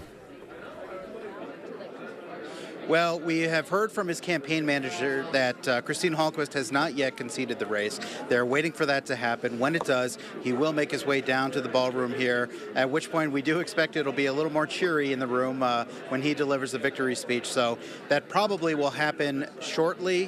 He is expected to come down soon, so it all depends on when Christine Hallquist may or may not concede this race. Neil Goswami, thank you. And there are the numbers. Incumbent Phil Scott up by 57% over his Democratic challenger, Christine Hallquist, at 39%. What a night we've seen so far. Still much more to be decided. We know you want to learn more about what's happening with the races around the country, so we're going to join CBS News now, but we will cut back in with any big developments that arise in our region. See you soon. What's your next steps? Are you done in politics, or are you going to go for another run sometime? I have no idea. I didn't get into this with a backup plan. You know, I'll probably be looking for a job tomorrow, but I don't know what I'm doing next. But certainly that's, you know, I got to think about what's next. And what's your message to supporters after tonight? The supporters have been so awesome. There's been so much commitment, so much emotional commitment, and so much of love. It was a labor of love. And I'm just I wouldn't change anything. This was beautiful. All right, Christine Hallquist, thank you so much for being here tonight for us. You're welcome. Thank you. All right, throwing it back to you guys in the studio. Kathleen Anzoni with Christine Hallquist, the Democrat who just conceded the race to Republican Phil Scott in the race for Vermont governor. And we have much more to come. We'll see you back here tonight at 11. See you soon, everybody.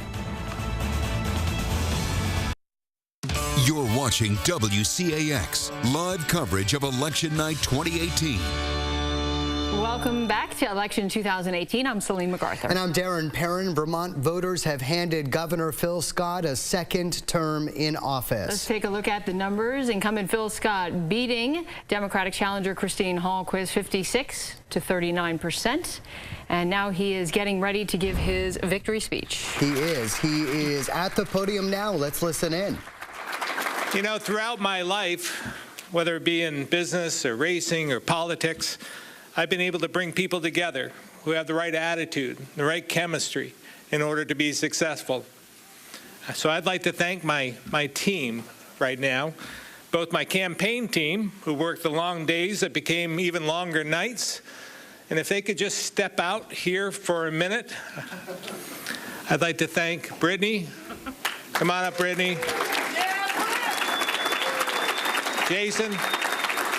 Where's Jason? Tori. How about Hazel? Where's Hazel?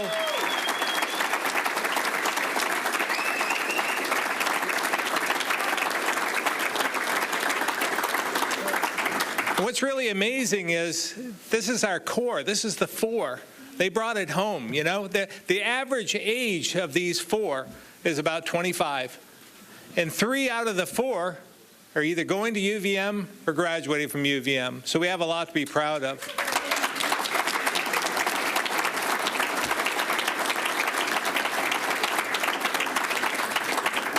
As well, on the official side, I want to thank my cabinet and the staff who stuck with me through thick and thin.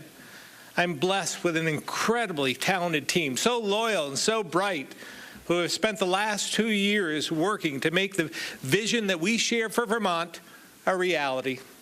Now, I look and I know we've taken tonight off. We'll do that. But I look forward to continuing our work. So for all of you, we're going back to work tomorrow. And we'll start again the next 2 years. So tonight, 180 Vermonters were elected to serve as our legislature for the next 2 years. I want to personally congratulate each and every one of them. Some are here this evening. Maybe you could raise your hands if you're here and were elected tonight. Thank you very much.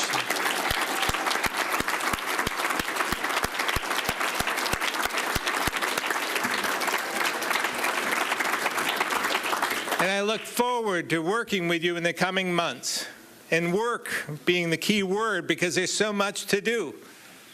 There are few higher honors than being elected by your neighbors. For them to have enough faith and trust in you to represent them and their interests and be the person they're counting on to work on the issues that are most important to them and our communities. And there's no greater responsibility than working every day to understand how to solve the problems we face as a state. For those newly elected, like I was 18 years ago, you may still think everything is black or white, yes or no, but I would warn you, there's a lot of gray in between. Typically, there are no easy answers, no corners to cut, only hard work ahead to do all we can do to create a stronger, more vibrant future for all of us. In electing a governor of one party and a legislature by another, the message Vermonters have sent to us tonight is clear. Work together. Vermonters are saying they want us to work for them, not against each other. They are saying we need to listen to one another and prove to the rest of the nation that in Vermont we can and will rise above partisan politics. We must come together for the future of our state in order to strengthen our economy, make Vermont more affordable, and protect the most vulnerable in all 251 communities across the state. Whether you're from Brighton or Brandon, Albany or Alburg, we all want the same thing. We want the kids in every community to get a great education, learn a trade, pursue the career of their dreams, buy a home, start a family, and retire right here in this state. This is the challenge we face together. And tonight, I humbly accept that challenge once again.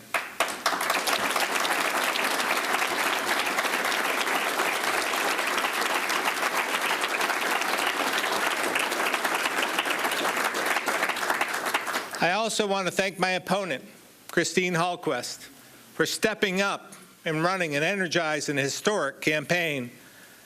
While we may not have agreed on many issues, we did agree from the start that this race would be about things we felt mattered to most of the people of Vermont. While across the nation, other races in other states turned negative and uncivil, in Vermont, we rose above it. The news out of Vermont this election was clear. We can disagree, we can debate, and we can do it with passion, but in this state, we can do it respectfully. It wasn't perfect, and at times we were reminded that we're not immune to the hate and bigotry that are all too present across the country. But by and large, the campaign was marked by the type of civility Vermonters and Americans, for that matter, deserve in the public process. There was probably no better example of this than Zach Mayo and Lucy Rogers of Cambridge, two candidates ending a debate last month by sitting together to perform a musical duet. For this, and for stepping up and putting yourself out there, I'd like to thank all the candidates tonight, win or lose. From the top of the ticket all the way down, it's not easy to put yourself out there. So I thank you for your contribution to the conversation and commitment to making Vermont a better place. Governor Scott celebrating victory, saying while his team is taking the night off, they're going back to work tomorrow because there's a lot to do for Vermont. He's also thanking the voters for having faith in him. He says the fact that Vermonters are voting in leaders from different parties says to him that the voters want both parties to work together and solve some of Vermont's biggest problems. You know, he talked about the civility in this race between himself and Christine Hallquist, the Democrat who ran against him. He talked about how it was important that they could disagree, that they could debate and do so with passion, but at the same time do so with civility. And he gave an example of a couple of folks running for the House who ended a debate by playing music together. A duet. Yeah, how perfect for describing how Vermont politics go. He talked about the importance of continuing this conversation, and he thanked Christine Hallquist for starting that conversation that he thinks that people should continue. Let's go to Neil Goswami, our State House reporter. He has been following this race from the beginning. Neil. Are forcing too many to elsewhere for opportunities. Hey, yeah, you heard the governor speaking tonight about civility, thanking his opponent, Christine Hallquist, for running a good, clean race. He's going to be winning this race by a pretty wide margin, but he did thank Christine Hallquist for running hard and for running a clean one. And you heard him reiterating that message that he's been harping on since the 2016 campaign, really talking about affordability here in Vermont, and he's promising to continue that moving forward during a second term. For our businesses, more proud first-time homeowners. And so, Neil, what are you expecting once the governor hits the ground running? He says he's headed back to work tomorrow. How is he going to work with what looks like more Democrats in the legislature this coming session? Programs which could harm the most vulnerable. Yeah, well, we're really seeing a number of moderate Republican House members losing tonight, which is going to make it extremely difficult for the governor to continue pushing the agenda that he has had in this first term. Now, he has promised to come back with a new education plan. His previous efforts in the first 2 years have not been successful and has met with pretty strong resistance against the Democratic majority. He might face a stronger Democratic majority, so it might make the governor move a little bit more toward Democrats in the search for compromise bipartisan consensus and avoid some of the vetoes that he had to issue this year. Neil Goswami, thank you so much. And thank you for joining us. We will be back with comprehensive coverage at the top of the hour, 11 o'clock. Yeah, about 13 minutes. We'll see you then. Vermont Federal Credit Union. See where better banking takes you. When you leave Akwesasne Mohawk Casino Resort, the fun doesn't have to end. Download the Play Mohawk Casino app and you'll get free chips to play games like Longhorn Jackpots and Golden Wins. Take your games to go with the Play Mohawk app from the home of the everyday winner.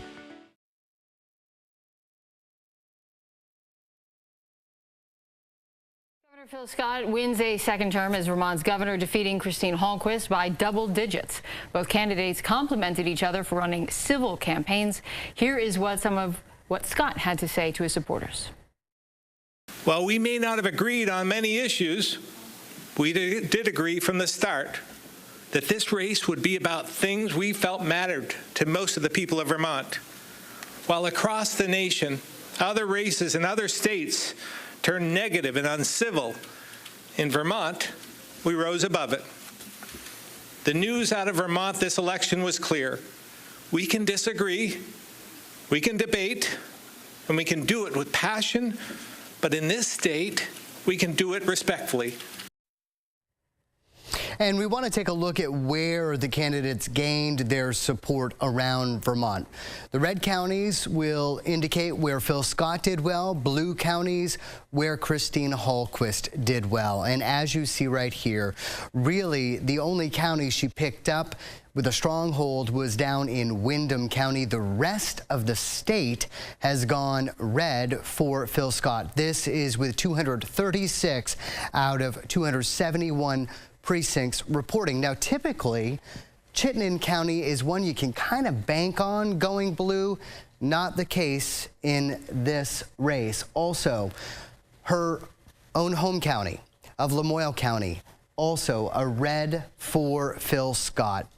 Usually also Windham County. That's a good one to go blue as well. Not this time around. The entire state pretty much going for Phil Scott. Let's take a look now at how the vote broke down in Chittenden County. Again, a quarter of the votes in the state of Vermont usually come from Chittenden County, and Burlington really is it, along with Huntington. The rest of Chittenden County went for Phil Scott tonight. And let's take a look now at the lieutenant governor's race. The counties in green favored the progressive David Zuckerman. And pretty much across the board here, aside from Rutland County and across the top tier of Vermont, Essex County, Orleans County, Franklin County, and Grand Isle County, all going to David Zuckerman, the red to Don Turner, the Republican, who conceded the race. Now let's take a look at the U.S. Senate race. The gold representing independent Bernie Sanders. And pretty much sweeping the state, these, I guess, are still undecided. And in the race for Vermont's lone U.S. House seat, it's Peter Welch winning across the board, as you can see. Well, voters in New York's North Country deciding who to send to Congress tonight. Do they stick with two-term Republican Elise Stefanik, or will this be part of the Democratic blue wave? Let's take a look at the numbers. As we can see here, incumbent Elise Stefanik in the lead with 58%. Not only in the lead, she's actually been declared the winner, and she is at the podium speaking now. Let's listen in. For our farmers, and of course for the brave men and women in the 10th Mountain Division at Fort Drum. We need to thank them for their service.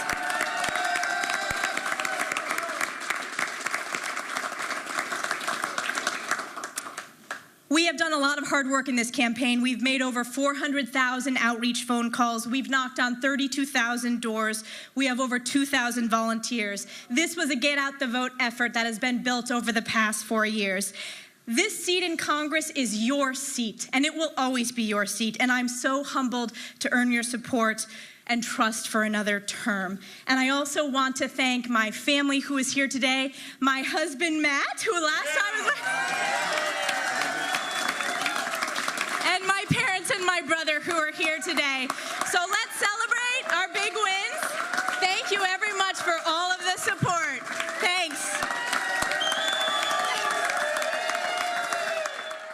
short speech there. Let's check in with Kelly O'Brien at Glenn's Up. All right, we are going to check in again. That was a surprisingly brief one. She thanked her family, she thanked her friends, and she just wanted to celebrate. Yeah, I mean, I would too. It's late. All right, we'll be right back.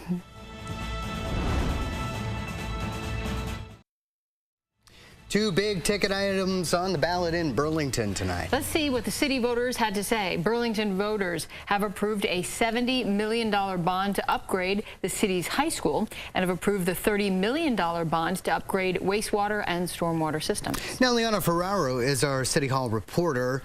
A couple of big wins for these two ballot items, huh, Liana? Yeah, Celine, Darren, voters were very clear. They overwhelmingly supported the wastewater and stormwater improvement plan, with more than 92% voting yes. The plan will end up costing homeowners $5 per household per year for the next 30 years. Voters were a little more torn on whether to upgrade Burlington High School, with about 75% voting yes. That renovation plan will add about $300 each year to a property bill of a home assessed at about $250,000. Mayor Murrow Weinberger says he's happy voters approved both measures, but he understands why some in Burlington are hesitant.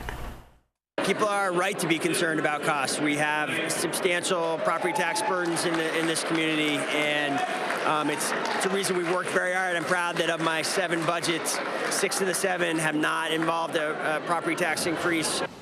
Other notable ballot results around the state. Montpelier residents approved all of its ballot questions. That means it will get its more than $9 million parking garage and its $16.75 million sewer treatment facility upgrades. Montpelier has also voted to allow non-citizens to vote on city ballot items, but that will need approval from the House, Senate, and the governor. And Hartford, Vermont voters decided to advise the Select Board to rename Christopher Columbus Day to Indigenous Peoples Day. South Burlington voters have approved a new $20 million municipal building. In the newsroom, Neliana Ferraro, Channel 3 News.